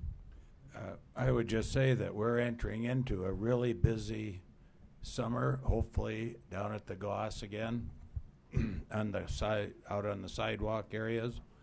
If that Goss is dark, there went, how many people attend that downtown on Thursday nights? Is it 300? I don't really know. We go down there and listen to the bands, have something to eat down there, maybe go to a store that might be open. How many dollars did that Thursday night generate? And it's going to be lights out, it sounds like. Now, Brad says, well, we're going to try to work it out. But are they going to have it worked out in 2 weeks? Or, well, I don't know when we're going to have summer. But if, in fact, summer comes soon, that's the Thursday night stuff that a lot of us really enjoy. But where does that all center? It centers out of the Goss. And put her dark, I assume that means there won't be any Thursday nights for Watertown. And there we go, down that slippery slope of losing things. So. All right. Councilman Lallam? I got two comments. They could move Thursday Night Live. That would be an option. So that's not a fully grasped argument. The other question I have, you are having TSP do the structural? Yep, well, no, they did the analysis on the truss. Okay. The roof truss that was damaged. Why wouldn't we have Clark do it since they did the original? Because TSP is in Watertown. They're the architects that design how to do that. Clark Engineering doesn't design. They don't design any of that? Well, they might, but in this particular thing, we thought we should have an architect, and we've got a very good architect in town to oversee that, because there's a little bit of difference there in professions. As Clark's doesn't do they're in I don't town? know. These folks in Watertown at Clark are not the structural engineers. They probably had someone in Sioux Falls do the analysis. They bring them up because Clark has branches. Right. But no, these local guys don't. But they had local guys in Watertown. Yeah, I talked to Ted. At TSP. So. I talked to him. So, okay. Councilman Danforth. Brad, I think I mentioned this before you got here, but is it, from your perspective, I know what we're being asked for tonight, and I would love nothing better than to find a way that I can try to either make everybody mad or everybody happy.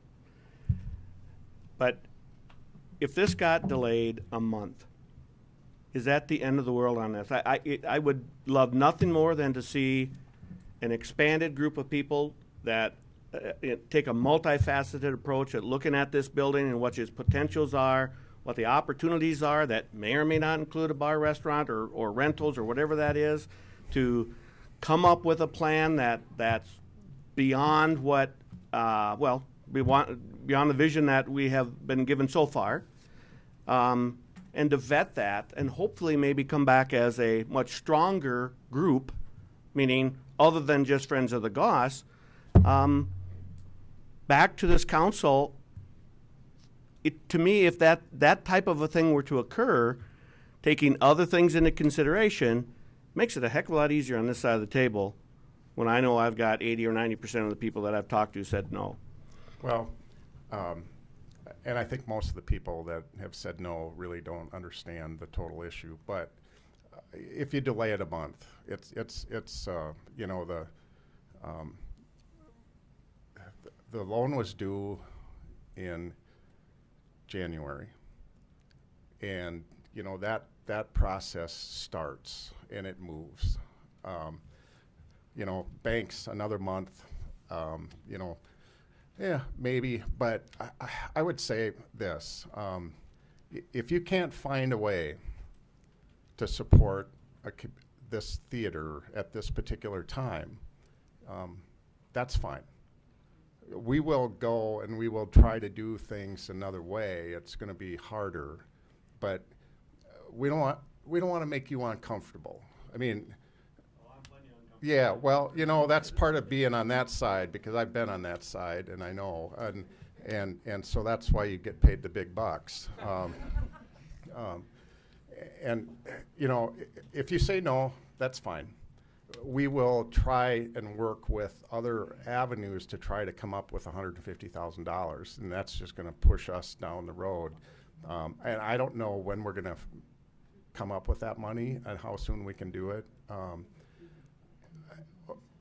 and where it goes. You know, we're just asking you to make a decision tonight.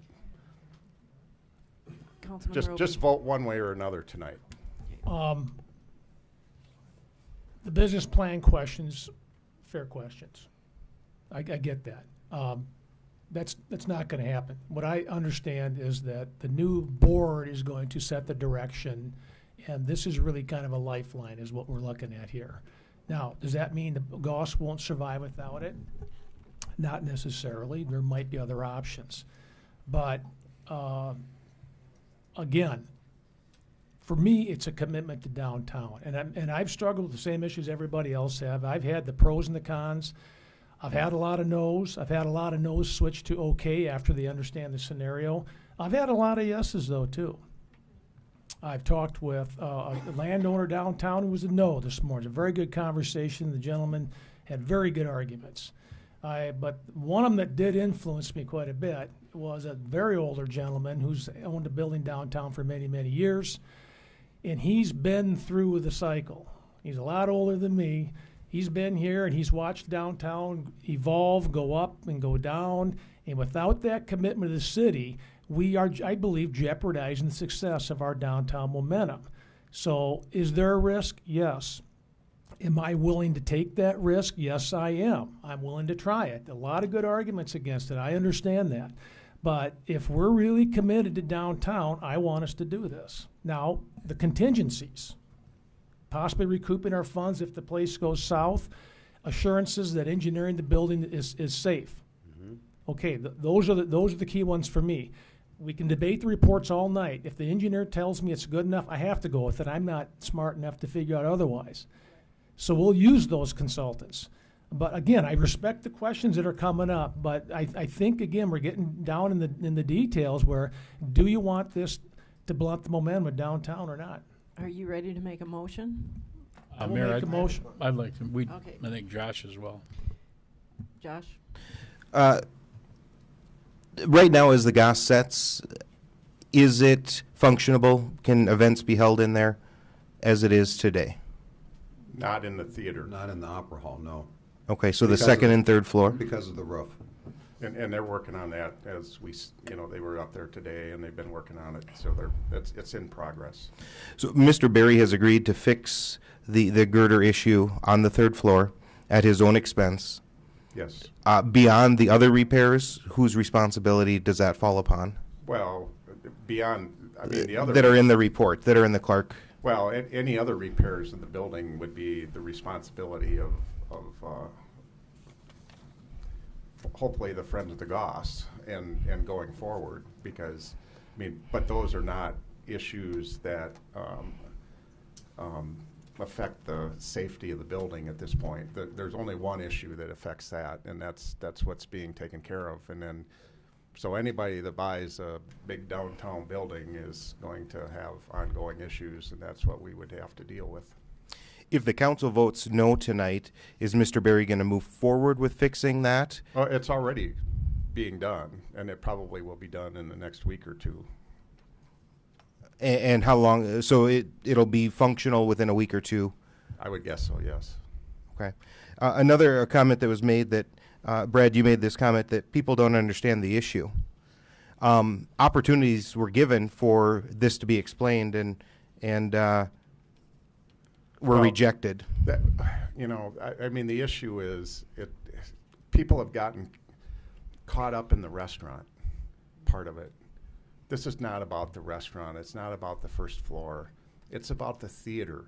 There is not a restaurant in Watertown that could support a 500-seat, 130-year-old theater. And that's the difference between any other business. I mean, there's a reason that businesses have not succeeded trying to support the weight of that entire building. That's why we created the foundation. We got the Vision 2020 group together a year ago when this was ready to come down, and that group said we need to move forward on this, and so that's why we worked to create the foundation. Because if you look at LEED with the Homestake Opera House, if you look at the Matthews Opera House in Spearfish, you look at opera houses across the country, they're all supported by foundations because there's such a wealth of grants and other things that are available to them. You know, I know really well from this last year that at a restaurant downstairs, doing whatever level of business it does, can't support the weight of that theater. That's why we're creating the foundation. That's why we're asking you for help. This is about the theater and the foundation. It's not about the restaurant. I think tonight has been educational to us and to the public that's watching. It's probably one of the most watched council meetings in probably a long history of the people watching at home. Mahoney Creek Dam. Well, in the recent history. But I think we've all learned a lot here tonight. I think the public's learned a lot tonight, but I think there's still a lot more education to go on. And when those opportunities are given, I think you guys need to grasp those and take them. Thank you. Councilman Bueller? First off, I am going to say thanks to you folks. Remarkable work, all the effort, the blood, sweat, tears you put into this thing to keep it open. You know, I've been in public in city government, I guess, now for over probably 25 years. And this is truly one of the hardest things I've had to do. Absolutely. I mean, if I listen to the people that I've talked to, I have to go along with like what Mike said. Probably 95% of the people I've talked to have said they disagree with this, that using taxpayer dollars to support this issue. I love the facility. I mean, I've been down there many, many times. My wife and I both enjoy the Goss. We certainly enjoyed Thursday Night Live and all the other things that have come about as a result of that. I think there is a tremendous amount of misinformation and maybe lack of information. I'm not saying that's because you folks haven't tried to do a good job. But the reality is the folks that I talk to, there is definitely a high degree of misinformation out in the public. You know, one of the things that to me is paramount is the safety of the structure, and I know you're working hard towards that. I think that's really, really important. Probably the most important thing in a decision whether or not to support this facility. I would certainly like to see. I would actually like to see a little more time as well. I'm not trying to put this off. I just think that the public needs more information. We need more information. In the scheme of things, $150,000 is not a lot of money for what we allocate and budget every year.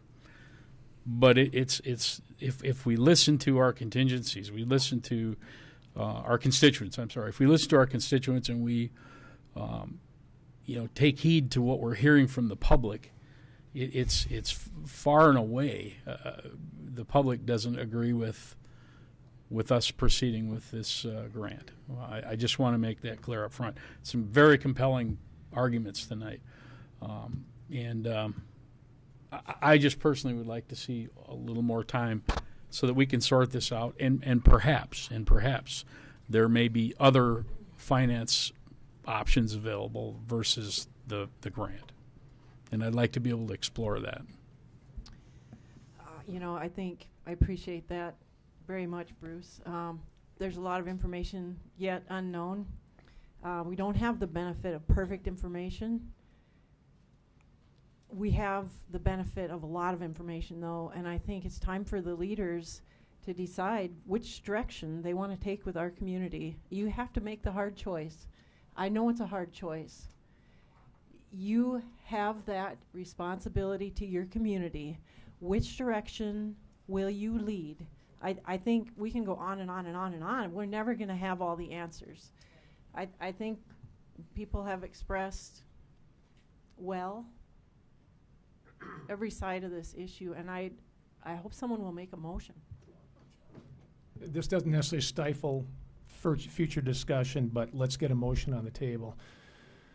I make a motion to approve with the contingencies of the engineering report that verifies safety, whatever that might be and however we can phrase that. And the second contingency would be that in the event that that the building goes dark in the future, we'll take those first in line, if you will, for an event of liquidation, or however we want to phrase that. So those two contingencies, move to approve.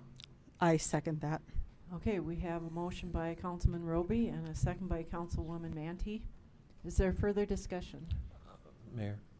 Councilman Billhauer. As I was thinking about this conversation throughout the course of the day, I couldn't help but think of our skateboarders here in town. We opened a skateboard park last summer, early fall, and what those young people did to beat the doors, bake sales, and different events to raise money to help make that happen. That's what I'm looking for from the supporters of this. I'll write a check out too to support this, and that's what I do not feel like we have seen, is that broad-based public request to us for support of this. Because I said it 2 weeks ago, you may disagree, but I think this is a very generous town, that $150,000 on the part of this community is not that much to raise. We've got to try to remove the emotions from this. We're stewards of taxpayer dollars here. And I'm very cognizant of that, because I am hearing overwhelming opposition to this. You try to educate people, but that opposition is still there. And I think of those skateboarders, what they went through to make their project a reality, that I'd look for the same effort from the supporters of this, which I think if it's out there, which I would hope it is, that is not going to be hard to raise in the community. Go ahead. Brad, do you want to? Just we've raised over $80,000 in this last year, just through the foundation. While we didn't even have the foundation, I mean, we started in May, and it took us until February to get that 501c3 status. And all along, we had people stepping up to help keep the utility bills paid, keep the mortgage paid, because that was part of our agreement when we stepped in a year ago, is to make this happen. And we've got people that are out there willing to do this. And this is, how much did you put into a skateboard park? I mean,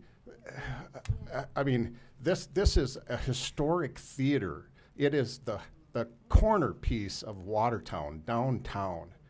This is not a skateboard park. It's not a park. It's not anything else. It is the history of Watertown.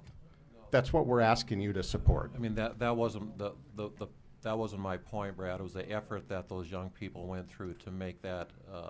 I get it. We put an effort in too. Councilman Roby. Glenn, I'm going to disagree with you a little bit on that because we've heard several times about people thanking these guys for how much they've done. The amount of philanthropy that's taken place, and I said this 2 weeks ago, has been unbelievable. It's a lot more than people realize. So there has been an ongoing effort onto this. I think that if they do get the not-for-profit status, which they have, if we show support of the city, there's a momentum play there. The city has, I believe, should take a part in this. It's not all ours. Let's do a little bit to help the thing along. And I think that momentum will pick up, and I think we'll have a lot of other people step in with future contributions. But I don't want to discount what these guys have done and how much philanthropy is taking place. Thank you. Okay, we have a motion and a second. I'm going to ask the question. All in favor signify by saying aye. Aye. Those opposed signify by saying nay. Nay. Roll call, please. Okay, roll call vote. Albertson. Yes. Bueller. No. Danforth. No. Lallam. No. Manti. Yes. Roby. Yes. Thorson. No. Vilhauer. No. Y. No. 1, 2, 3. 3 in favor. 1, 2, 3. 7 opposed. Motion fails. Sorry. 1, 2, 3, 4. Yes, 6 opposed. Motion fails. Let's take a 5-minute break.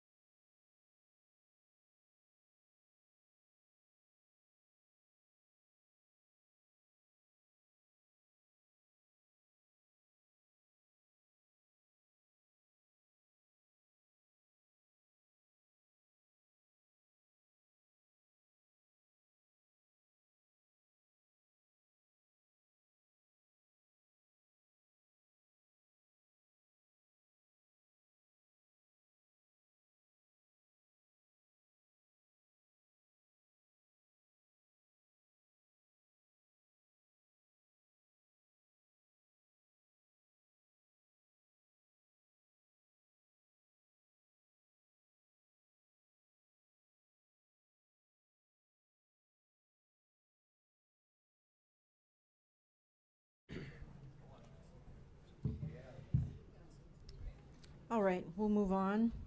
Item number 7 is Community Development Block Grant Construction Project for the Boys and Girls Club. I'm going to go ahead and open the public hearing. Thank you, Mayor, members of the council. This is a public hearing as a requirement of the Community Development Block Grant that was awarded to the city to help improvements at the Boys and Girls Club here in town.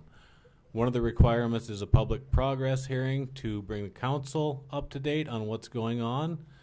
let them know what's happening and see if there's any questions or comments about the project. With that being done, I'm Ted Hayter with First District. Good evening, Liz Christensen, Executive Director at the Boys and Girls Club. Good evening, this is Lewis Canfield with the Boys and Girls Club, Director of Operations.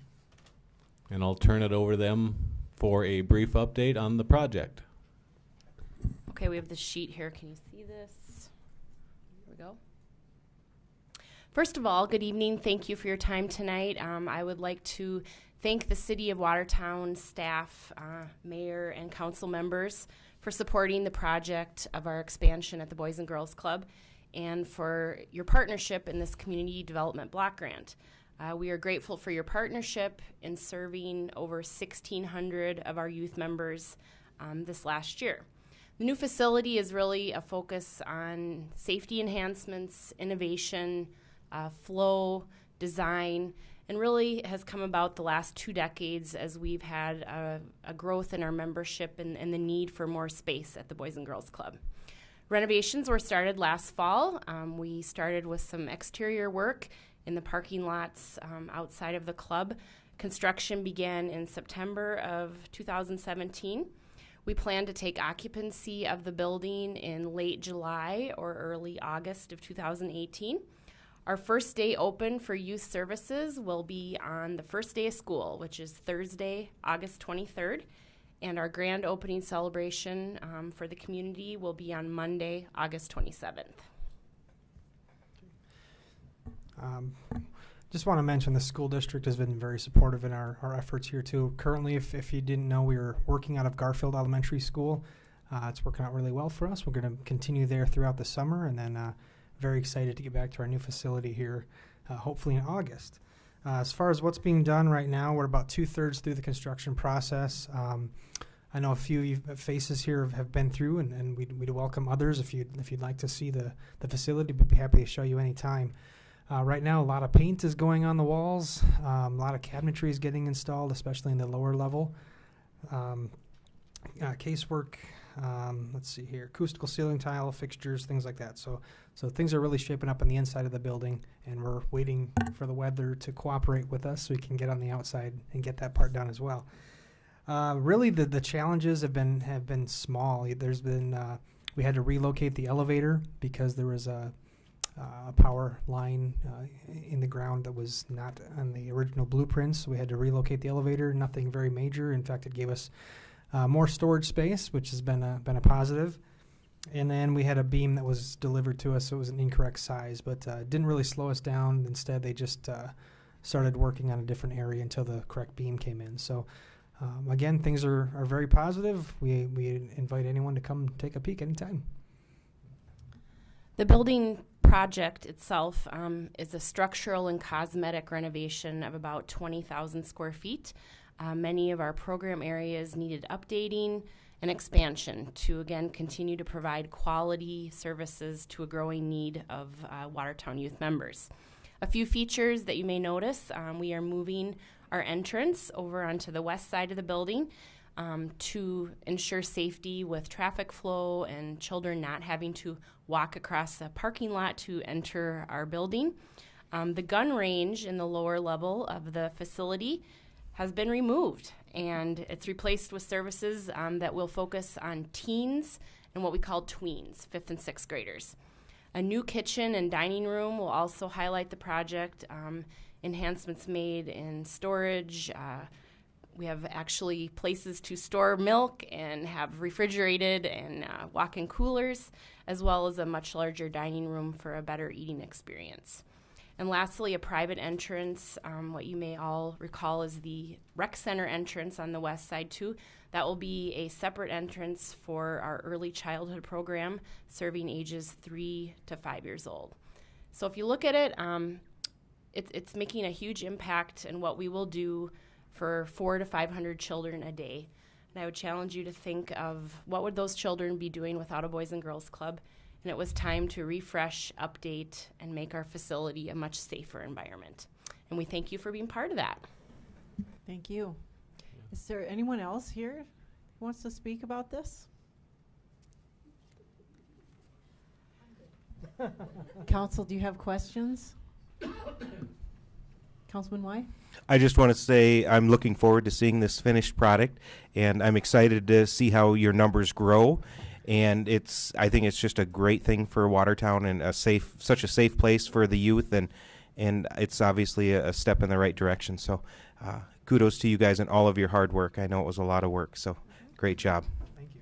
I'm really excited to see this as well. The Boys and Girls Club made a single mom's job 22 years ago a whole lot easier when I brought my kids here to town, and I wouldn't have made it without you guys. So I'm glad to see new youth coming up and coming in to be able to have such a fabulous facility. So, Yeah, I just want to make a comment, and I always talk about how long I've been involved with the city government. I should be like 80, Yeah, maybe well preserved. Maybe I am. He's younger than I am, guys. But I just want to say, I think back to the facility that we had, just down across from Dempsey's, because I went to that place, and I was on the board at that time when we made the decision to build the current place. And what a metamorphosis. I mean, I'm really excited about having an opportunity to come and take a look around. I would like to see that. And I got to tell you, hats off to you. I mean, when we talked about a capital campaign back in the day, we were looking for like $800,000, and we thought, oh my God, how are we ever going to get that? And it did come to pass that we were able to procure those funds. But what really surprised me is how well you did with your fundraising efforts. I mean, it just beyond anything I could have expected or would have expected for that. So just from a historical viewpoint with that facility, and what a gem for Watertown. And thanks for your efforts. Thank you. Anyone else? Well, thank you very much. Go ahead and close the public hearing, and I'll look for a motion and second to accept this report. Or is there, we need a grant report, I think, first. Oh, we don't even need a motion or a second to accept anything. Till we hear your grant report. Okay. Then I'll ask for the motion. The grant award was in the amount of $412,000.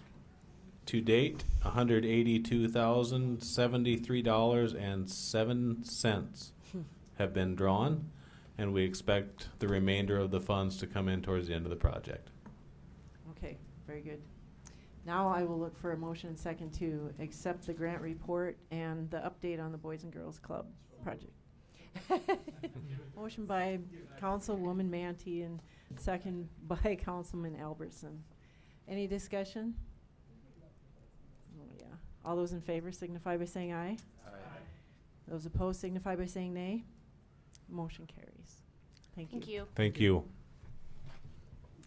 Item number 8 is the proposed resolution of necessity for alley improvements project number 1801-A, resolution number 18-14. And I will start by opening the public hearing. Is there anyone here who would like to speak about this?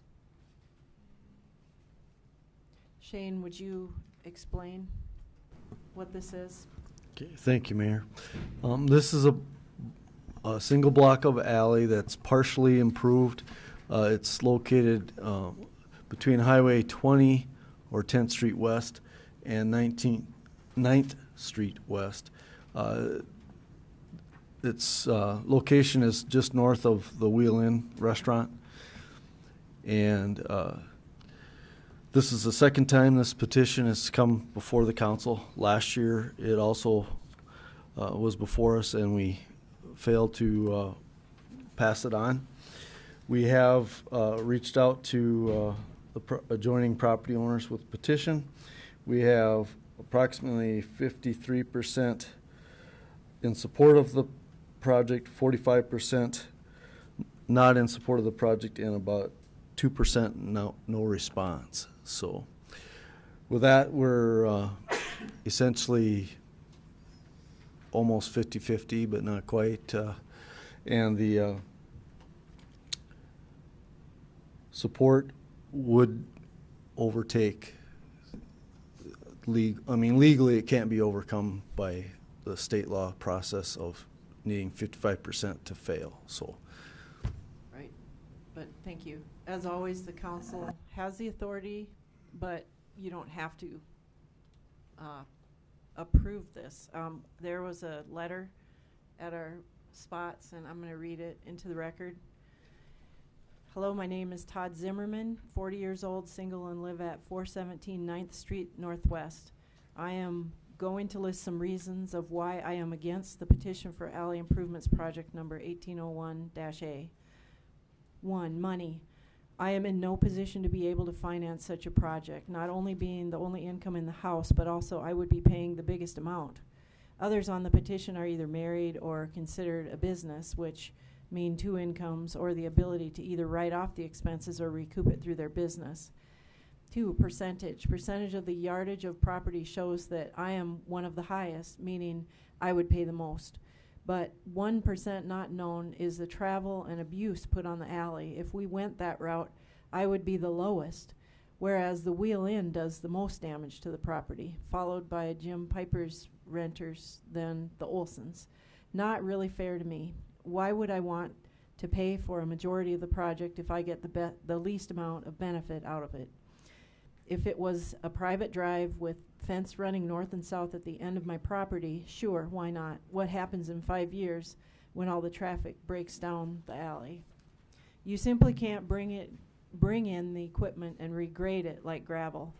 Speaking of grading the alley, if it was done properly, there would not be this petition. Meaning grade it down to the depth of the potholes to eliminate them, then bring it back to the proper level. Simply dumping loads of gravel on top is not a fix. Quite frankly, it's throwing money away on the city side, not only on the load of gravel, at least 6 a year, but the wasted labor hours. Not sure what the rate is, but I'm sure it's not cheap. Every time they work the alley, like I said, simply doing it right one time will save money in the long run. Once it is properly done, there's a solution that can be sprayed on the gravel to not only eliminate the dust, but also eliminate the need for regrading the rest of the year. Trust me, it works. My brother-in-law at Schneider Electric and other business owners had it done on their road south of Watertown Ford. It basically bonds the gravel to itself. These are just a few of the reasons I am 100% against this project. Other could be damage to yards and property during the paving process. More money. The what ifs, the alley needs dug up to fix damaged electrical issues underneath. Who pays for that amongst other issues? Thanks, Joel Zimmerman. Todd Zimmerman, sorry. Okay. Is there anyone else that would like to speak about this? We'll close the public hearing and look for council action. Anyone like to make a motion to approve? Was that Councilman Danforth and second by Councilman Roby? Okay, discussion. Anyone want to say anything? I can, if I can. Councilman Danforth? Well, just on a correction in here, you know, he talks about the damage done to it in the future, but the city accepts responsibility for all future then, right? And if this were to be put in and there's damage down the road, wear and tear, that's Correct. our responsibility. So the items that he's mentioning in here of who pays for it, that's Right. us, correct? Yes, that's Okay. correct. If the utilities has an issue and they got to dig it up, they got to repair it, Yes. like they would a street. Yes. Okay. I just want to clarify that in here. Now the flip side of that. I agree with him in regards to assessing a project. I mentioned it earlier in our Public Works meeting on another issue. I see this being very similar to that. I struggle with it. And to me, I think this is even more significantly different than a street. This is an alley. I have a hard time, again, I'll go back to it, I have a hard time putting a burden on an individual when it truly isn't a necessity. I don't see this as a necessity. And he's right. If it's a business, there are two businesses there. They have a means of recovering this. They can write some of that expense off, I'm assuming. I don't know. Glenn, you probably know that. I think it's more difficult for the homeowner. And in this case, he's got the largest percent. I'm assuming he's the one that I think Shane had referenced some time ago when we talked about this. But I'm opposed to it myself. I don't see it as a necessity, and I guess I really can't say much more than that other than clarification on his questions he did have. Thank you. Councilman Lallam? Shane, on this particular property, can you show us on the map which one that is? That's that one there. Was he opposed to that to begin with?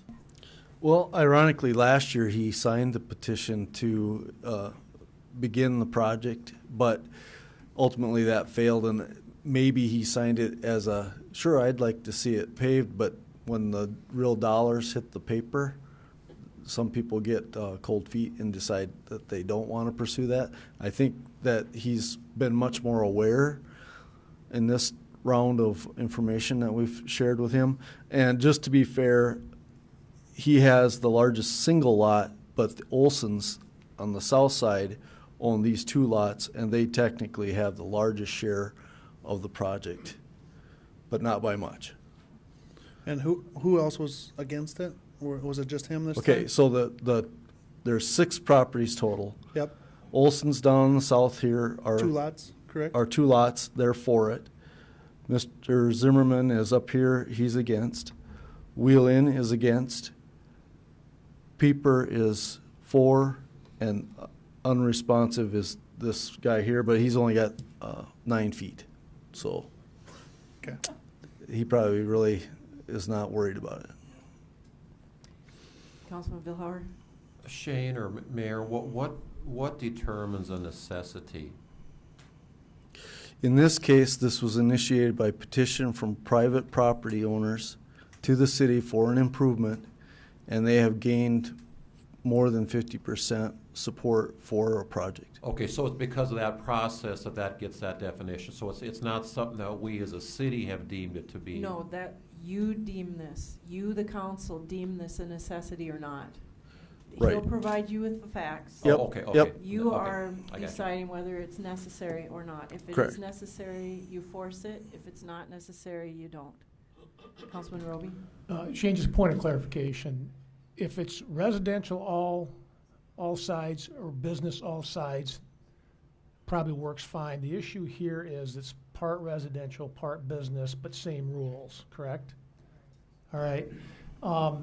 My hesitation on this one is we've got an issue with cleaning up streets in the city. We've got half alleys. We've had, part streets are paved, part are not. I'm concerned how far we go with exceptions as we try to get our streets uniformly cleaned up throughout the city. So that's my concern. Yeah, Mayor. Councilman Bueller? I don't want to seem hypocritical because of the motion we made earlier in the Public Works, but this is an alley versus a street. I don't necessarily see the necessity for this. I have to agree with what Don was saying too about, we do have a number of streets that we've talked about for years whether or not we're going to improve those streets. And if we don't do something with those, and I know I'm getting off task here a bit, but if we don't do something with those, they're going to be that way in perpetuity. At some point, we're going to have to bite the bullet and fix those. I think it'd be an unnecessary burden for this person, with knowing that some are not a majority, but a number of the other folks are not interested in the project. Councilman Albertson, sorry. You'll be next. I lived in an alley that for many, many years it was not paved. Asked the people that I lived around whether they were interested, and could never get more than 50%. And I think if you can't get everybody or almost everybody's participation, I wouldn't call it a necessity. I'm sorry. And I wanted it. I was in the middle of the block, and it was a mess, but there just wasn't any support. You'd get, well, okay, but they really didn't want it. So I think this might be the same case. Councilman Roby? Right now, I don't know how I'm going to vote on this one, so I'd like to exercise the issue just a little bit. How many voted for this again? Shane? Okay, so there's a total of 6 properties. 2 properties are owned by one individual or one couple. So there's 3 properties in support of, and technically 2 that are voiced their opposition, and 1 that's no response. Okay, so of those that voted, this isn't an appropriations issue for that neighborhood. Like you don't need to have the whole council there. So you need a majority of those that voted. Is that the way our rule states? No, it's by frontage. So you really only need 1% to initiate you saying this is necessary. And then 55% can overturn that. That's what the law says. Okay, of frontage. Of frontage. So this currently passes our current rule. If it was pushed through the legal system, it would fail because it wouldn't meet the 55% threshold against. Oh, it doesn't meet our current rule. It could not be overturned because enough people support it. It would go through, and there would be a hardship on the one guy. Councilman Danforth. Yeah, I was sending you sign language here, but for the, is it Mr. Zimmerman? Yep. What is the dollars associated to his share? $5,250. Now, that's all based on an estimate, and it would be adjusted according to final bids. Right. Yeah, and I can certainly see where, for anybody, that would be a very sizable amount of money, and where it definitely could be a hardship. Anyone else? Councilman Roby? Yep, just can't keep that button off. So if we don't follow our rule, are we going to change the rule? That's not our rule to change. That's the state law. And it always comes down to the council determination if it's necessary. There are enough people in favor that those opposed cannot turn it over. They can't overturn it. So you can force this issue if you think it's necessary. If you don't think it's necessary, you can still force it, but you have enough votes to force it. It's just passing the resolution of necessity or not, if you think it's necessary. That's your call. Anyone else? Is there a motion? Oh, we have one. Okay. I better eat this candy bar. All those in favor signify by saying aye. Oh, sorry. The motion was to approve. Did you make it? The motion was made by Danforth and seconded by Roby. Okay.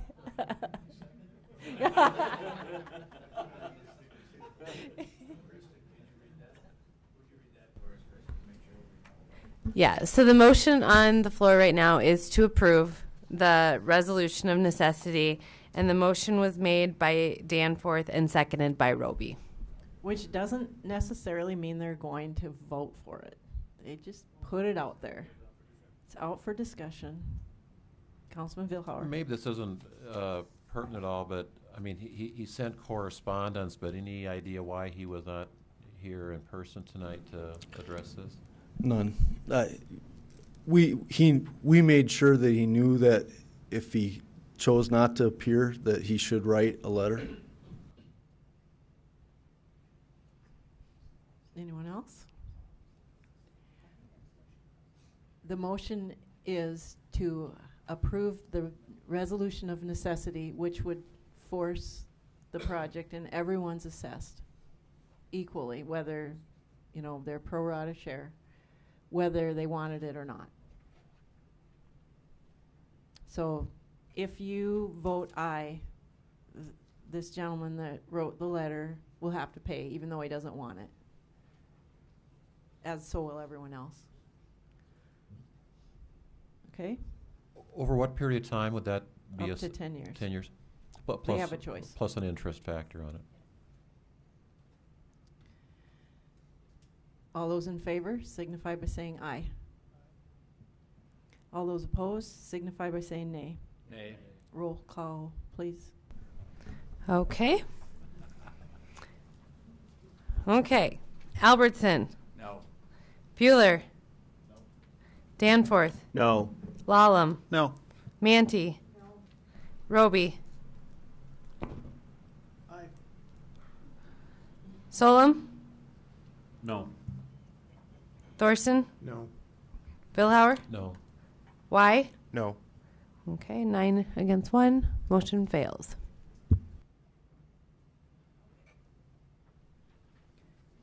Item number 9, application for a new retail on-off sale wine license to Travis Mosley and Amy Kirkhevel, doing business as Roadhouse 81 Bar and Grill at 621 Fifth Avenue Southeast.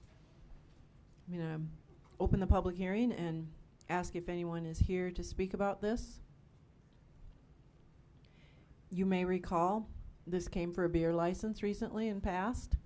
The owners were not able to come tonight, but they explained they're now asking for a wine license because they didn't realize the cider they wanted to serve actually counts as wine, and they are getting requests for wine. So they decided to get the wine license as well. Councilman Roby. I let the record show I'll recuse myself from items 9 and 10. Thank you. Thank you.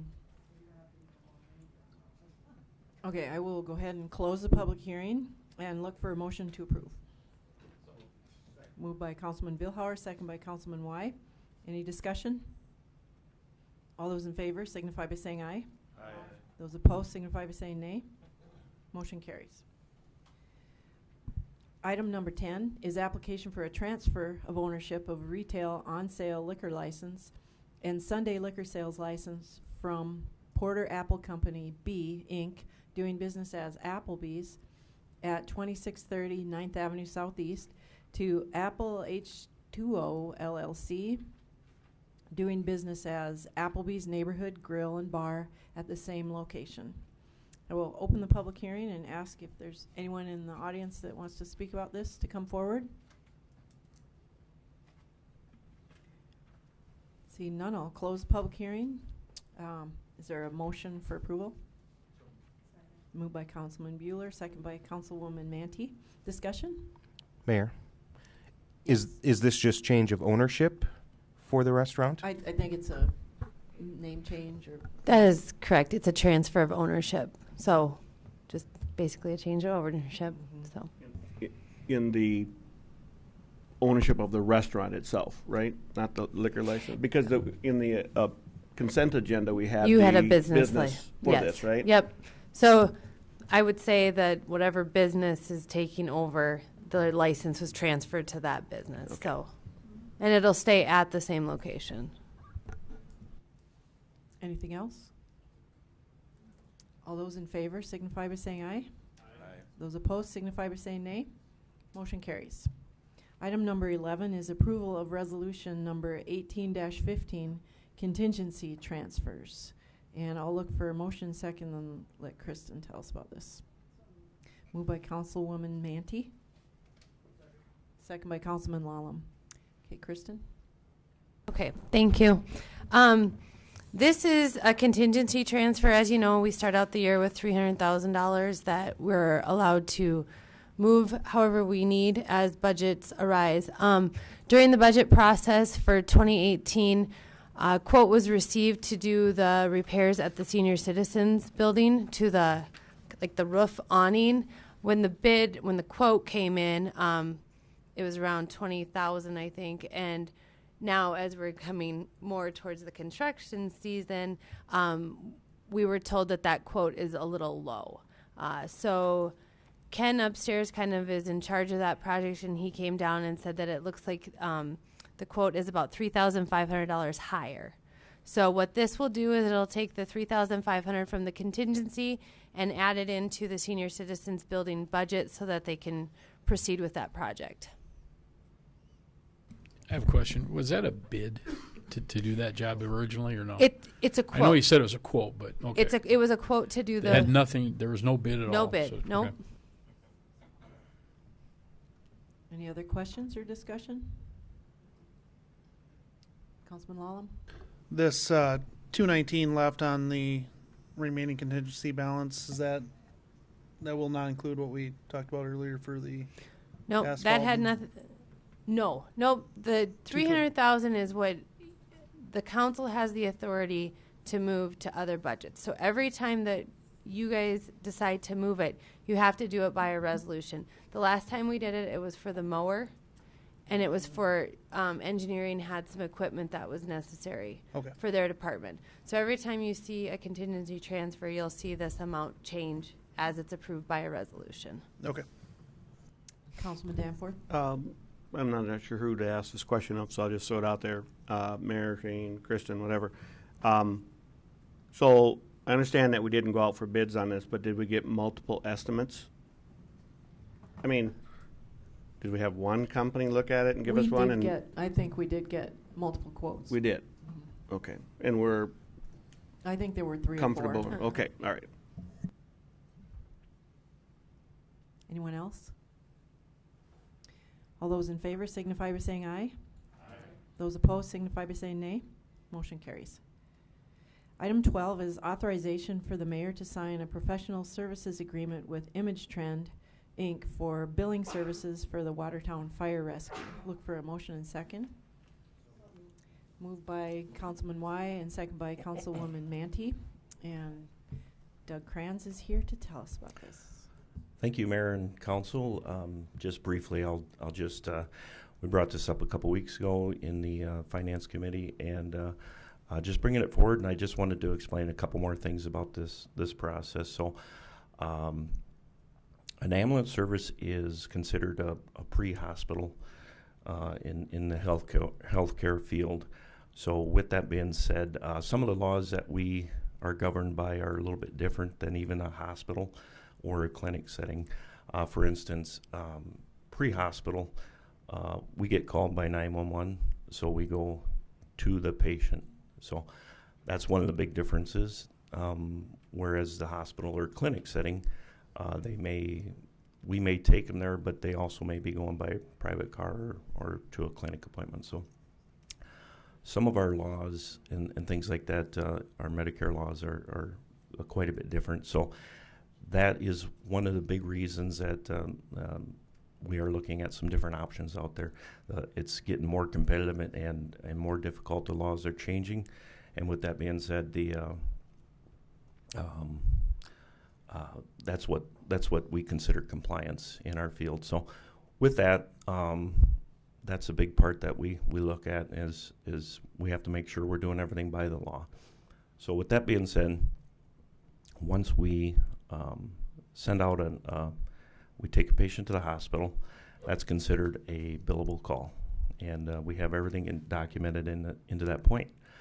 So we have a professional service that's looking at giving us some professional support in a lot of different areas. So for $20 a billable call, they will do all the processing, the coding, releasing us from liabilities for that coding process, as well as training in compliance and different support. We would also save a lot of money in postage. We would save money in office supplies and also some of the softwares. We wouldn't need any bridge software or billing softwares and things like that. So the other things that would really do is streamline the process between Watertown Fire Rescue and the Finance Department. It'd be a good accountability for accounts receivable, and just a lot of good benefits. So we understand that our revenue is very important to us in the city as well as the taxpayer, that we maintain that. So we want to work hard to achieve that and maintain our revenue for the billing and stuff. And we just feel that moving forward, this would be a very good opportunity to see if we can, for certain, maintain that, and then also possibly improve that to help reduce some of the differences between the service and the softwares and stuff. So with that, any questions? Thank you. Questions? Councilman Vilhauer? Okay, 2 weeks ago was a long time. Why didn't we take action on this 2 weeks ago? Did anybody, Doug or? You know, we were going to put it into that council meeting, but we put it through the committee, and then just wanted to research it a little bit and stuff like that. So we have a couple months that we want to. We got a lot of work to do if it's approved. So. Yep, Councilman Danforth. Doug, this is for just ambulance only? Yes. Okay, so what we do on the fire part of it, if we have billing, because there's certain things we do process there, correct? Right. That's outside of this. That is outside of this. That goes directly through the finance department, the invoicing process. Next question. Okay. If you looked at 2017's numbers, any idea at the end of if the dust were to settle at the end of the day, at the end of the year, had you had this in place, what would it have meant to your bottom line?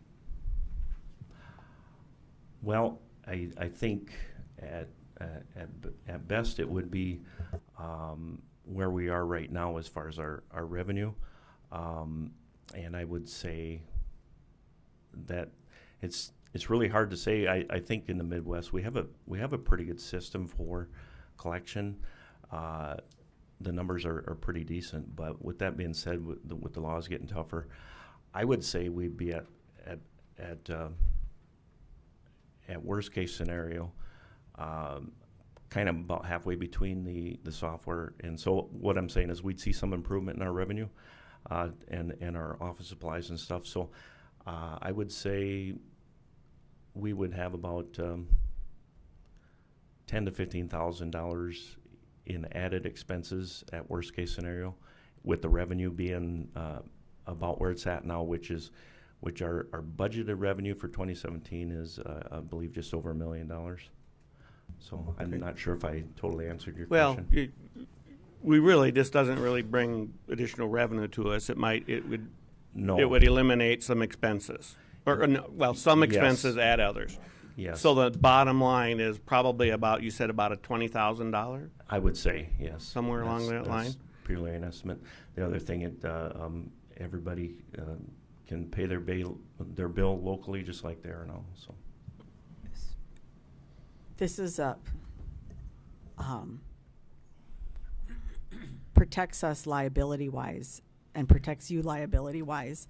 Is a big part of what this is. It's a really big part of it when you're talking Medicare law. The compliance part that I was talking about, we are still liable for anything we document on that patient care report, but where some of the liability is in the coding, they view that compliance from that report and make sure they view that, and then they're the ones that are coding that and stuff. So if there's an error in the coding of the bill, that's where we wouldn't be liable as long as we document it correctly, which they provide training, and they have certified ambulance billing personnel. They give us an account manager that will help us to make sure everything is compliant before it goes to the billing process. So sometimes just coding things correctly will also increase what you receive in reimbursement. Yes. So I think that's it's something that needs to be, pointed out as well. Other comments or questions? Councilman Danforth? Yeah, just in the end of it, we have to know that it benefits us, or got to ask why we're doing it. So, and this is something that we could get out of if we wanted to. It's not like it's a 3-year or 5-year agreement, but I do think we have to take a look at this.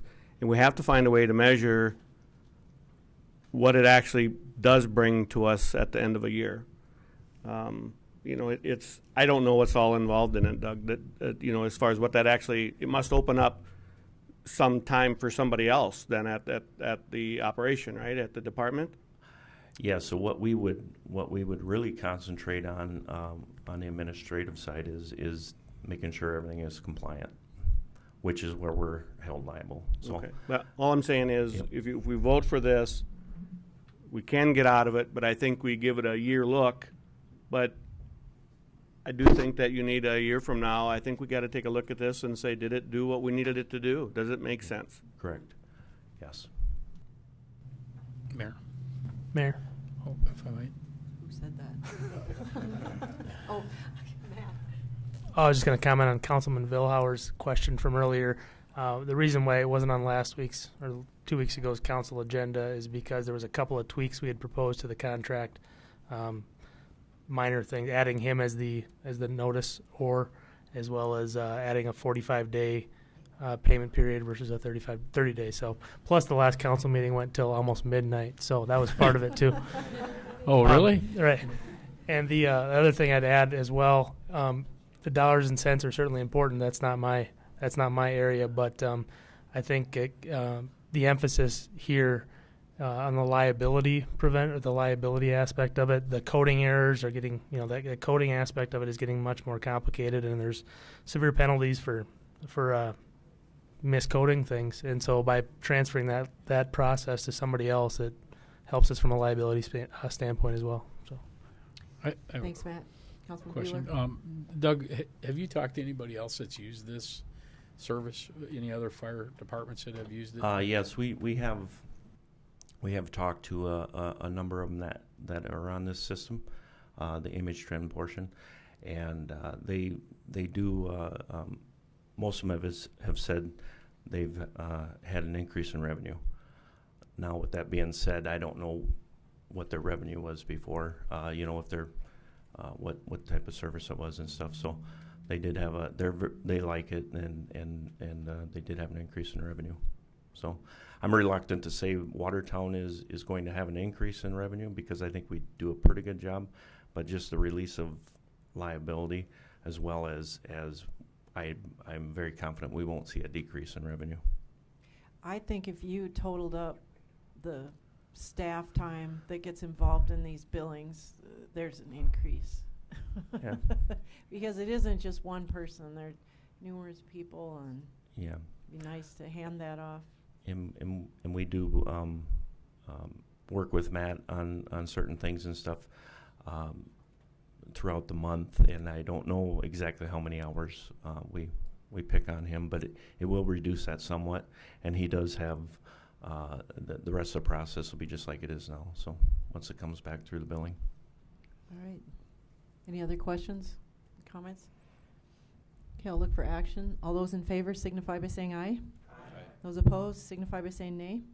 Motion carries. Item 13 is authorization for the mayor to sign a resolution for the City of Watertown to support Wildfire Awareness Month. Is there a motion and second? Moved by Councilman Lallam, second by Councilman Y. And Doug's going to talk to us about this one too. Yeah, I was approached by the Wildfire Awareness group, which is more out in the Black Hills and that type of wildfire. They've expanded their presentation across the state and promoting fire safety in all aspects. So if we do decide to, as a city, to sign into this resolution, basically what happens is our name gets put on their website as supporting this. We'll be able to pull off safety tips and information throughout the month as we're promoting this. May is actually the month, and the slogan is one less spark, one less fire. But I noticed throughout the calendar, like during the harvest season, we can go on that website and pull out information on like combine fires and vegetation fires and stuff, and how to promote safety and stuff, and put safety tips, newspaper, radios, public service announcements and things like that. So I think it's worth promoting safety and prevention of fires whenever we can. So. All right, thank you. Any comments? Councilman Lallam? Doug, is there any kind of negative for the city on this? I don't believe so. We've never signed into this promotion, but at the same token, like I said, they're just kind of expanding away from the wildfires in the hills and trying to help the whole state. So I don't believe there is. All that we're really doing is promoting it and putting we'll be on a website as City of Watertown supports the awareness and one less spark, one less fire. Sure. So. Thanks. Yeah. Anyone else? All those in favor signify by saying aye. Those opposed signify by saying nay. Motion carries. Thanks, Doug.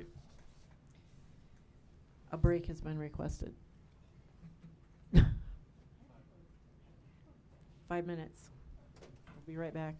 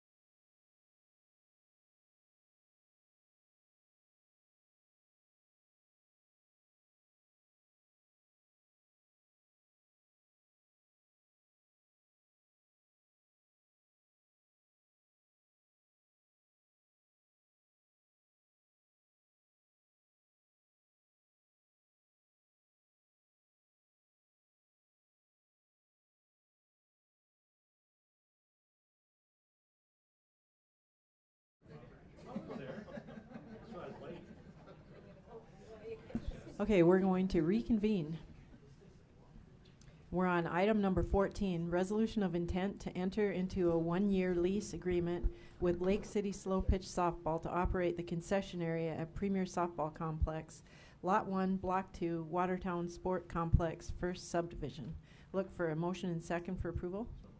Moved by Bueller, second by Thorson. Is there, who would like, let's see, Jay or TK? One of you guys want to help us out here?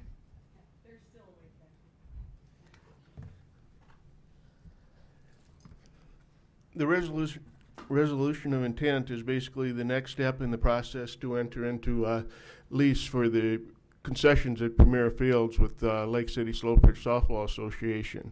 To give you a little history on that, we have applied through the Board of Adjustment, and basically now Premier Fields is a bar out there. We got a conditional use out there, so the city has a permanent conditional use out there, and so once Lake City Slow Pitch Softball leases it from us, then they're good to go for the sale and serving and consumption of alcohol out there.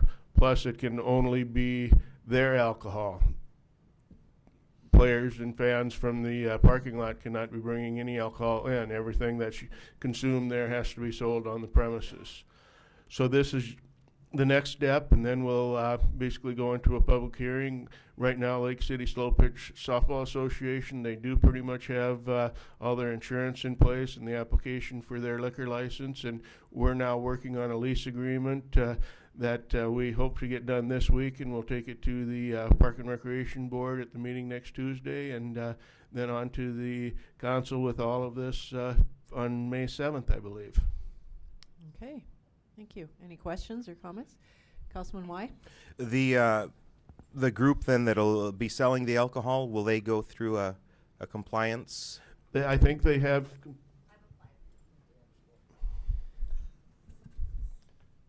This is Nancy Conlon from Lake City Slow Pitch. Yes, I've applied for the license for the TAM, and I'm just waiting for that to come back. Will the individuals be selling? Will they be required to go through that TAM class, or will you just have that certification? I will have the certification, and I'll only have like 3 other people helping me serve the alcohol through the one window. Okay, that's all I have for right now. Councilman Lallam?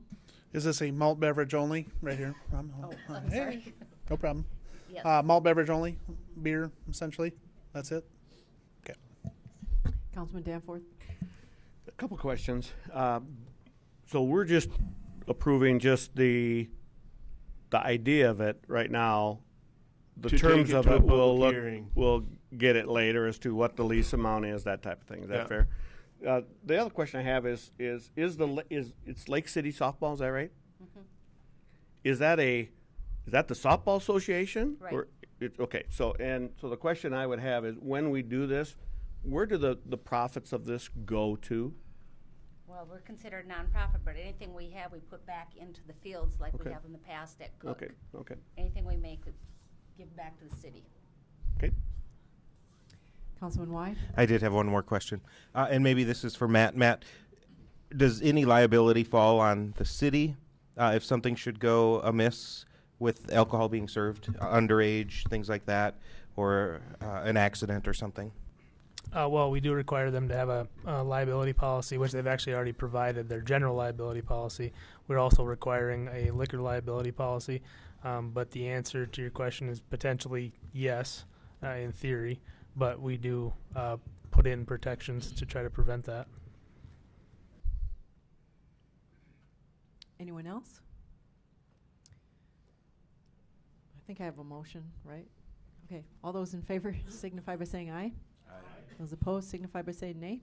Motion carries. Thank you. Thank you.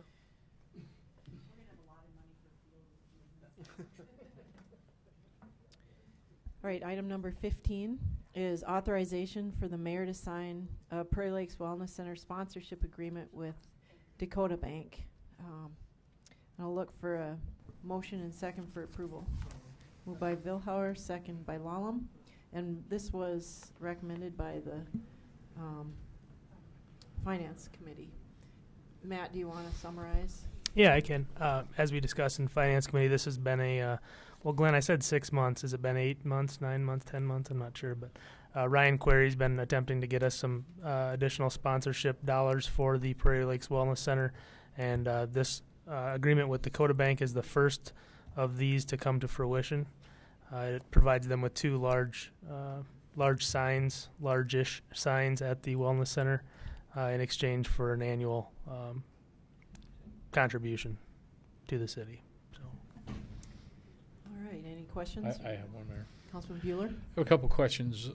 The first one is I noticed on the contract there is a 20% discount to Dakota Bank employees if they've already got a corporate membership. Does that discount, is that on top of what that corporate membership would be?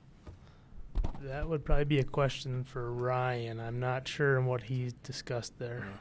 And the other question is, where do these funds go? I mean, how are these allocated? The $40-some thousand over the 3-year period. Where does that money go? Kristen, do you know where that? Well, that is probably a conversation that we need to have. To me, there's two options. Currently, we still have Fund 504 open, which is the Capital Projects Fund, but that really was designed to build the facilities. So this, to me, I guess it's kind of up to the council if you're looking at this to recoup some of those costs, or are you looking to put it aside to do maintenance, to do capital at the wellness center? It sort of makes sense to me, maybe. This is just one person, but I think operations, it would make sense. I think the donations are going to that facility. Yep. That's just my opinion. Councilman, did you have one? I guess that would be my recommendation as well. I mean, I see this different versus, you know, a large, you know, a large naming rights partner, for example. I mean, Prairie Lakes Wellness Center, for example. So to me, operationally would be my thought where it's going to go. Councilman Danforth? A little history on this. Kristen, if you recall here a couple weeks ago, you and I had a little bit of a discussion on this, but as the different projects have come about and the costs are better understood, the original intent was the naming rights of the facility went back into the budget for the construction, and the balance of it was intended at that time to go against the operation and for the creation of I'll use the word reserve so that it could be self-sufficient and have replenishment of equipment. As our costs have went higher on, for example, the softball went a little bit higher, the ice is looking to go higher.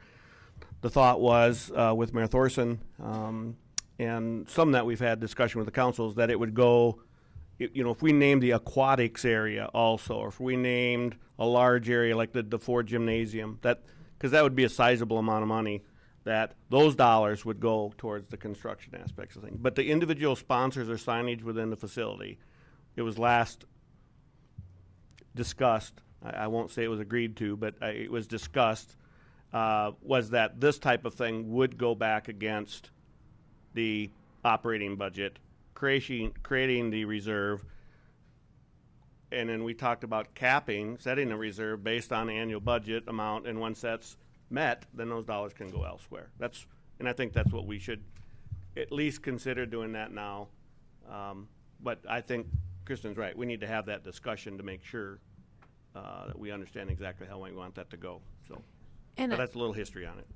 Yeah, and I could propose just with the approval of these agreements, this would probably be a great finance committee discussion for the following week if we want to discuss in further detail going forward, if we want it to go straight to operating, or if you'd like to set it aside for some capital within the Prairie Lakes Wellness Center Fund. So I think it'd be a great finance committee if everybody's comfortable with that. I like that idea.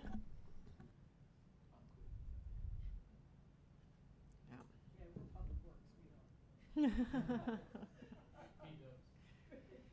Any other comments or questions? All those in favor signify by saying aye. Aye. Those opposed signify by saying nay. Motion carries. Item number 16 is authorization for the mayor to sign Prairie Lakes Wellness Center sponsorship agreement with VAST. So I'll look for a motion and second for approval. Moved by Councilman Lallam, second by Councilman Y. Matt, you want to briefly summarize?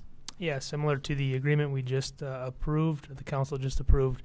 This is a sponsorship agreement with VAST. This one's a little different as they are a provider of broadband, cable, and wireless and telephone at the wellness center. And so it's kind of an in-kind contract, more or less, as well as a couple $1,000s additional each year in exchange for some signage. Any questions or comments? None? All those in favor signify by saying aye. Aye. Those opposed signify by saying nay. Motion carries. Item number 17 is authorization for the mayor to sign an agreement with Quick Flight Services, Inc. for fuel purchase agreement and de-icing truck. I'll look for a motion and second. Moved by Councilman Bueller, second by Councilwoman Manty. And Matt, can you tell us about this one?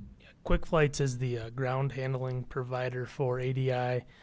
For some reason, this fuel purchase agreement that they had previously expired at the 31st of 2017, and so this agreement is essentially identical to the one that expired, but this just provides a month-to-month agreement indefinitely until either party cancels. Okay. All right. Are there any questions or comments? Mayor, what does the de-icing truck mean in this description?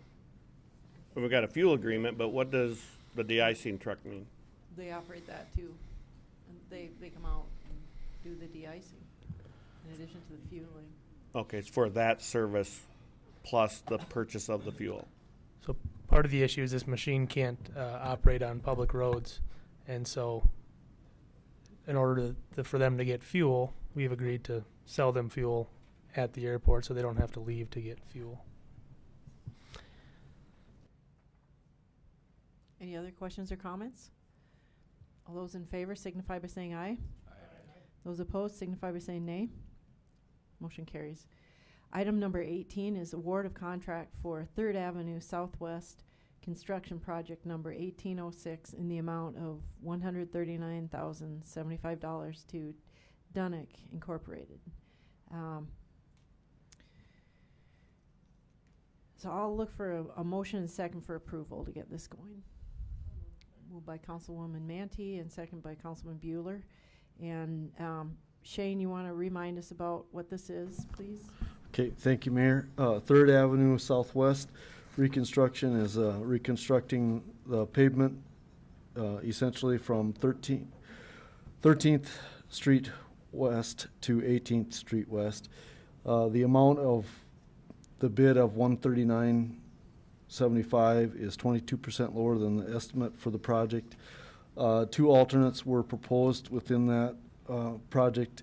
One that would fill in the gaps of the concrete curb and gutter in the amount of $17,605, and the second element was improvements to the parking area to the Cook Complex, which the Park and Rec Board has recommended for approval as well. So a total bid award for $139.75 would cover all those elements.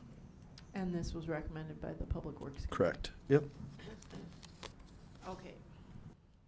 So is there any discussion or question? Councilman Danforth? I just wanted, this is the one that we talked about where we'd contact the people about the curb and gutter, right? So it would be impose that on them? Correct. Okay. I just want to let people know, just to be consistent with what I had talked about in Public Works is that's the portion of this that I disagree with, so I'll be consenting on this. Okay, so in this one, we had 0 no's. We had 3 no response.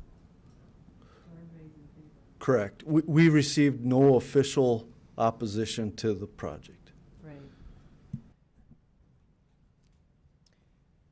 Any other questions or comments? So I'll get a motion? Did I already get a motion? I'm half asleep. This would be the motion is for everything, including the curb and gutter, which will be billed back by assessment. Correct. Right. All those in favor signify by saying aye. Aye. Those opposed signify by saying nay. Okay, motion, roll call. You got it?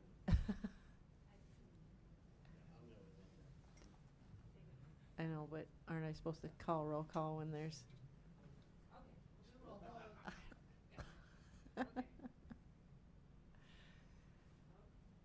Alrighty. Here we go. Albertson. Aye. Bueller. Danforth. Nay. Lallam. Manti. Roby. Solom. Thorson. Aye. Billhauer. Aye. Y. Aye. Okay. 9 in favor, 1 opposed. Motion carries. Thank you. Item number 19 is award of contract for Uptown Alley Reconstruction Project number 1807 in the amount of $194,821 to Crestone Builders, Inc. Look for a motion second for approval. Moved by Councilman Lallam. Second by Councilwoman Manti.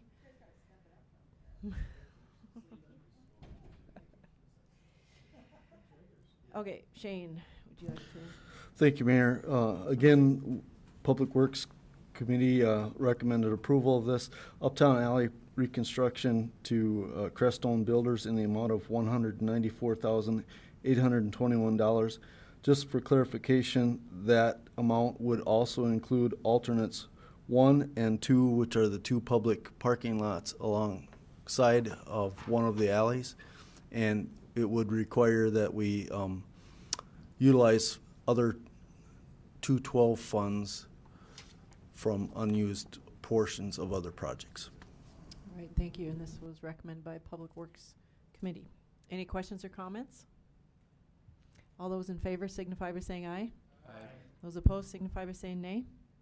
Motion carries. Item number 20 is award contract for seal coating project number 1815 in the amount of $173,403 to Bituminous Paving, Inc. I look for a motion and second. So moved. Second. Okay, I got a motion from Councilman Solom and a second from Albertson. Any discussion or questions?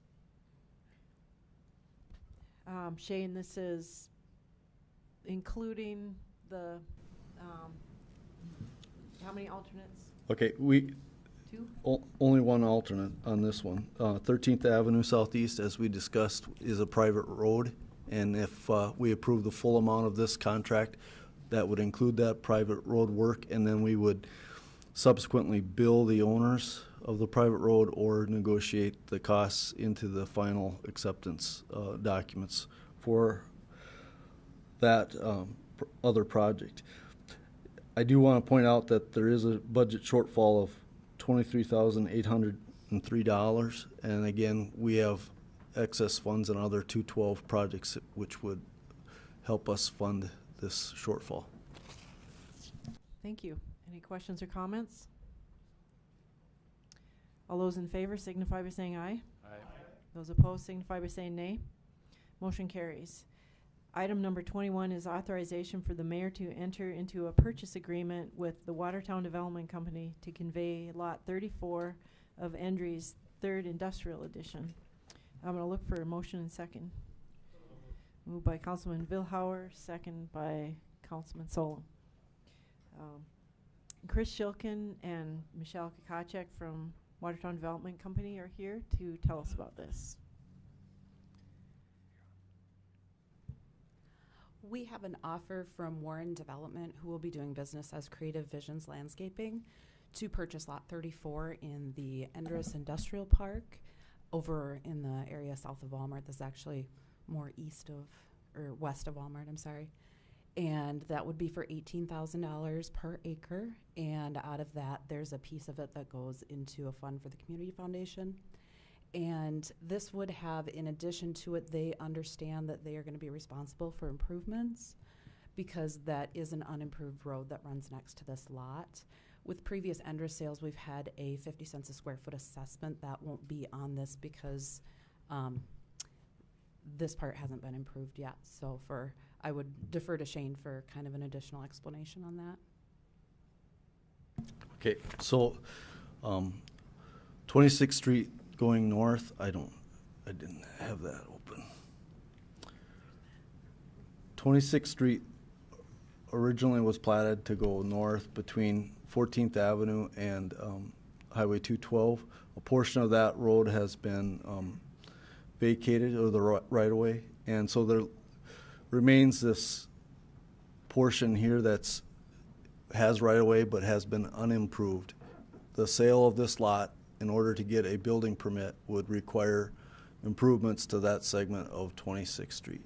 And so at some point going forward, the purchasers of this lot will have to work with the city to make those improvements become a reality in order to get the building permit and make it developable. Okay. Any questions? Councilman Vilhauer? The purchaser here is a different party than initially that put an offer in on it. Is that correct? No, actually, it is the same party. They it are is. just the okay. LLC will own the land, but Got it. the business is Creative Visions. Okay. Any other? Councilman Lallam? Is this the one where we had two different buyers? Yes, then we negotiated the first. We worked through the first offer that came in before the other offer, and then this one is the one that we're seeing through. And if for some reason this offer doesn't go through, then we would entertain the next offer. Okay, thank you. Anything else? All those in favor signify by saying aye. Aye. Those opposed signify by saying nay. Motion carries. Thank you. Item number 22 is the first reading of ordinance number 18-04, amending district boundaries by rezoning a portion of Outlot A of Prairie Hills Development, second edition. No action required here, but Shane, you want to tell us about this? Okay, thank you, Mayor. Outlot, here, I'll go to the other drawing.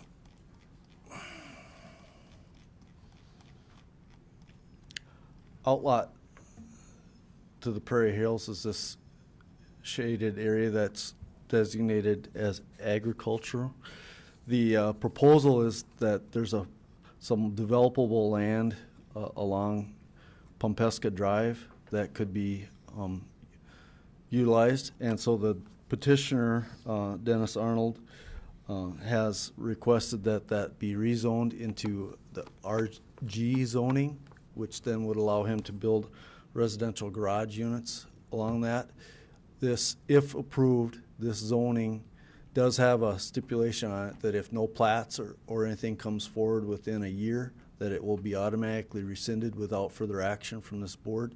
And he does have a couple of challenges as far as has to delineate wetlands and ensure to the city staff that he has enough room to develop the lots that he's proposing to develop. So that's why that stipulation is in there, is to allow this to revert to back to its previous zoning if that plat can't be perfected.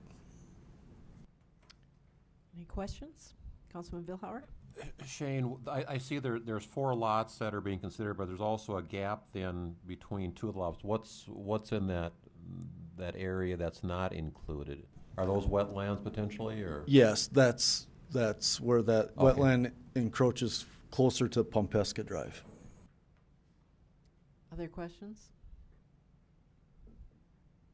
Okay. Moving along. Item number 23 is authorization for the mayor to sign utilities certification and right-of-way certification for the South Dakota Department of Transportation regarding the 20th Avenue Bridge Preservation Project number 1709. Is there a motion and second? Moved by Councilwoman Manti and second by Councilman Bueller. Shane, will you tell us about that, please? Yes, thank you, Mayor. This project, 20th Avenue South Bridge over the Big Sioux River, has funding from the South Dakota DOT. And such funding requires that the city certify the utilities that may be impacted by the project. In this case, we've identified Watertown Municipal Utilities and Mid-Continent Communications as 2 utilities. They are not proposed to be impacted by this project, but are required to be listed on the certificate. And the other document is the city certifying that it has the right-of-way needed to proceed with construction on the project, and we do so. Motion to approve is recommended. All right. Did I not get a motion? I do. Okay. Any questions or discussion? All those in favor signify by saying aye. Aye. Those opposed signify by saying nay. You tricked me, Shane. Item number 24. Authorization for the mayor to sign a cooperative purchasing agreement with the state of Minnesota. And so I'll look for a motion and second on this. Moved by Councilman Lallam and second by Councilman Albertson. This again is the this was recommended by the Public Works Committee, and this agreement would allow the city to purchase items off of the state of Minnesota's bids. And we've done that in the past. We need to redo this in order to be able to do it in the future. We don't have anything in mind, and we wouldn't use it if we could get something locally. We would definitely get it locally.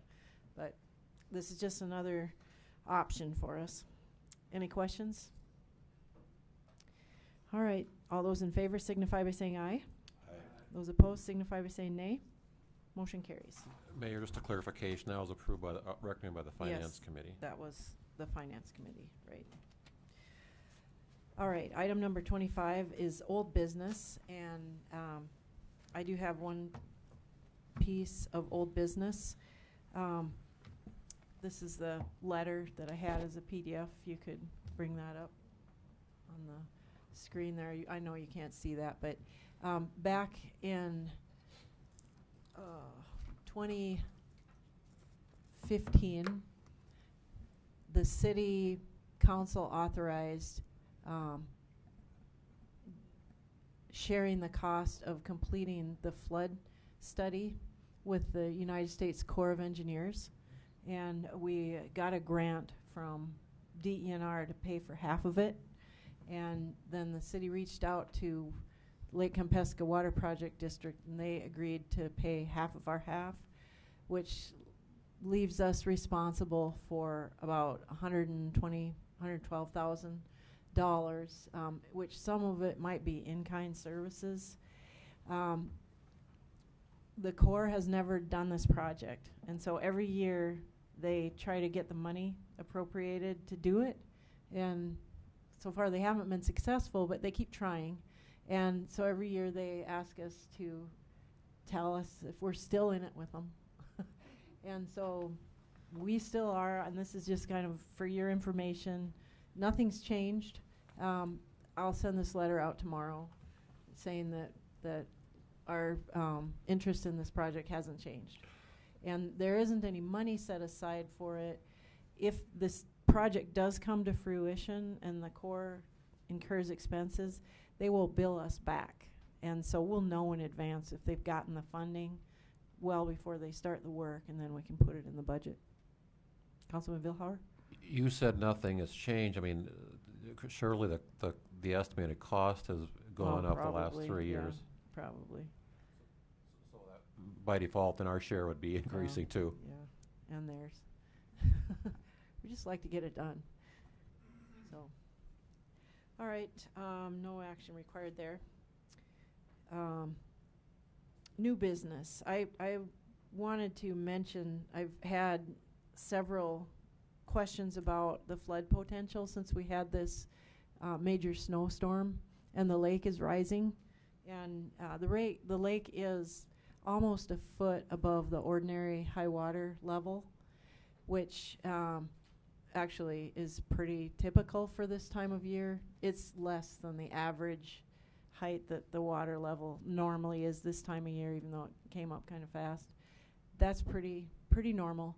And the amount of snow that we had, even though it seemed huge, really wasn't more than like maybe an inch and a half of rain equivalent, and it's slowly melting. So unless we get a giant rainstorm on top of the stored snow, there's really not much added chance of flooding, even though it probably feels like it because it's still winter in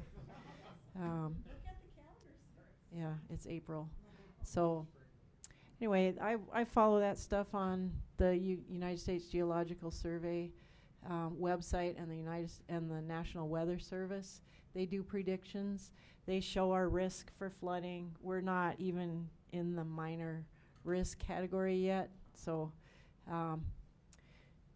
not to say that couldn't change in a heartbeat. We're really not in danger from this.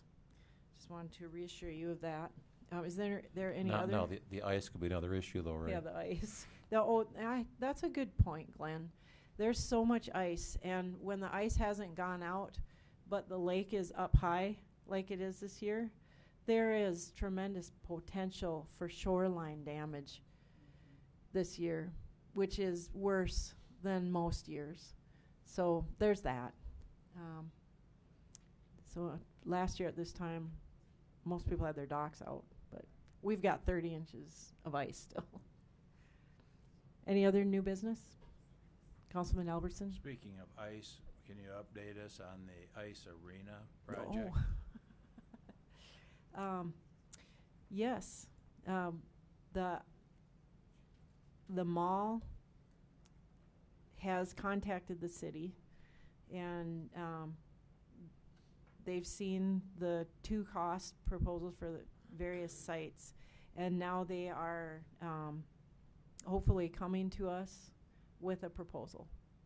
So nothing more exciting than that. I hope they come to us with a really cool proposal. Timeline? We didn't give them a deadline, but I know Vince was here earlier and hoping to have something from them, but he didn't get it. So probably by the next council meeting, maybe have something to report. Anything else? There any liaison member reports? None? Okay, we do have reason to go into executive session this evening to discuss and consult with legal counsel on contractual matters and employee negotiations, and we do expect to take action when we come out.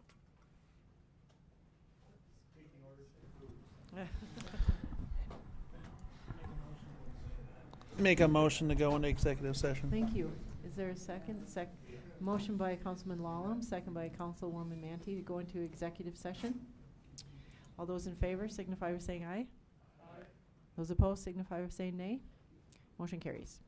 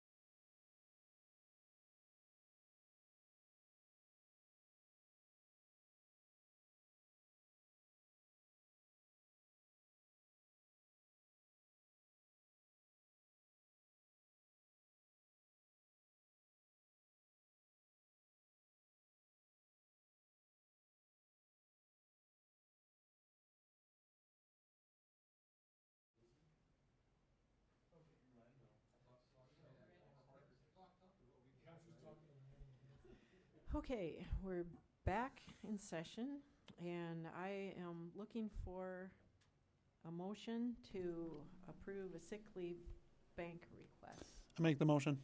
Second. Got a motion, Councilman Lallam, second by Councilman Y. Any discussion or questions? All those in favor signify by saying aye. All those opposed signify by saying nay. Nay. Motion fails. Okay, we now need a motion to adjourn. So move. Moved Second. by Councilwoman Manty and second by Councilman Lallam. All those in favor signify by saying aye. We are adjourned.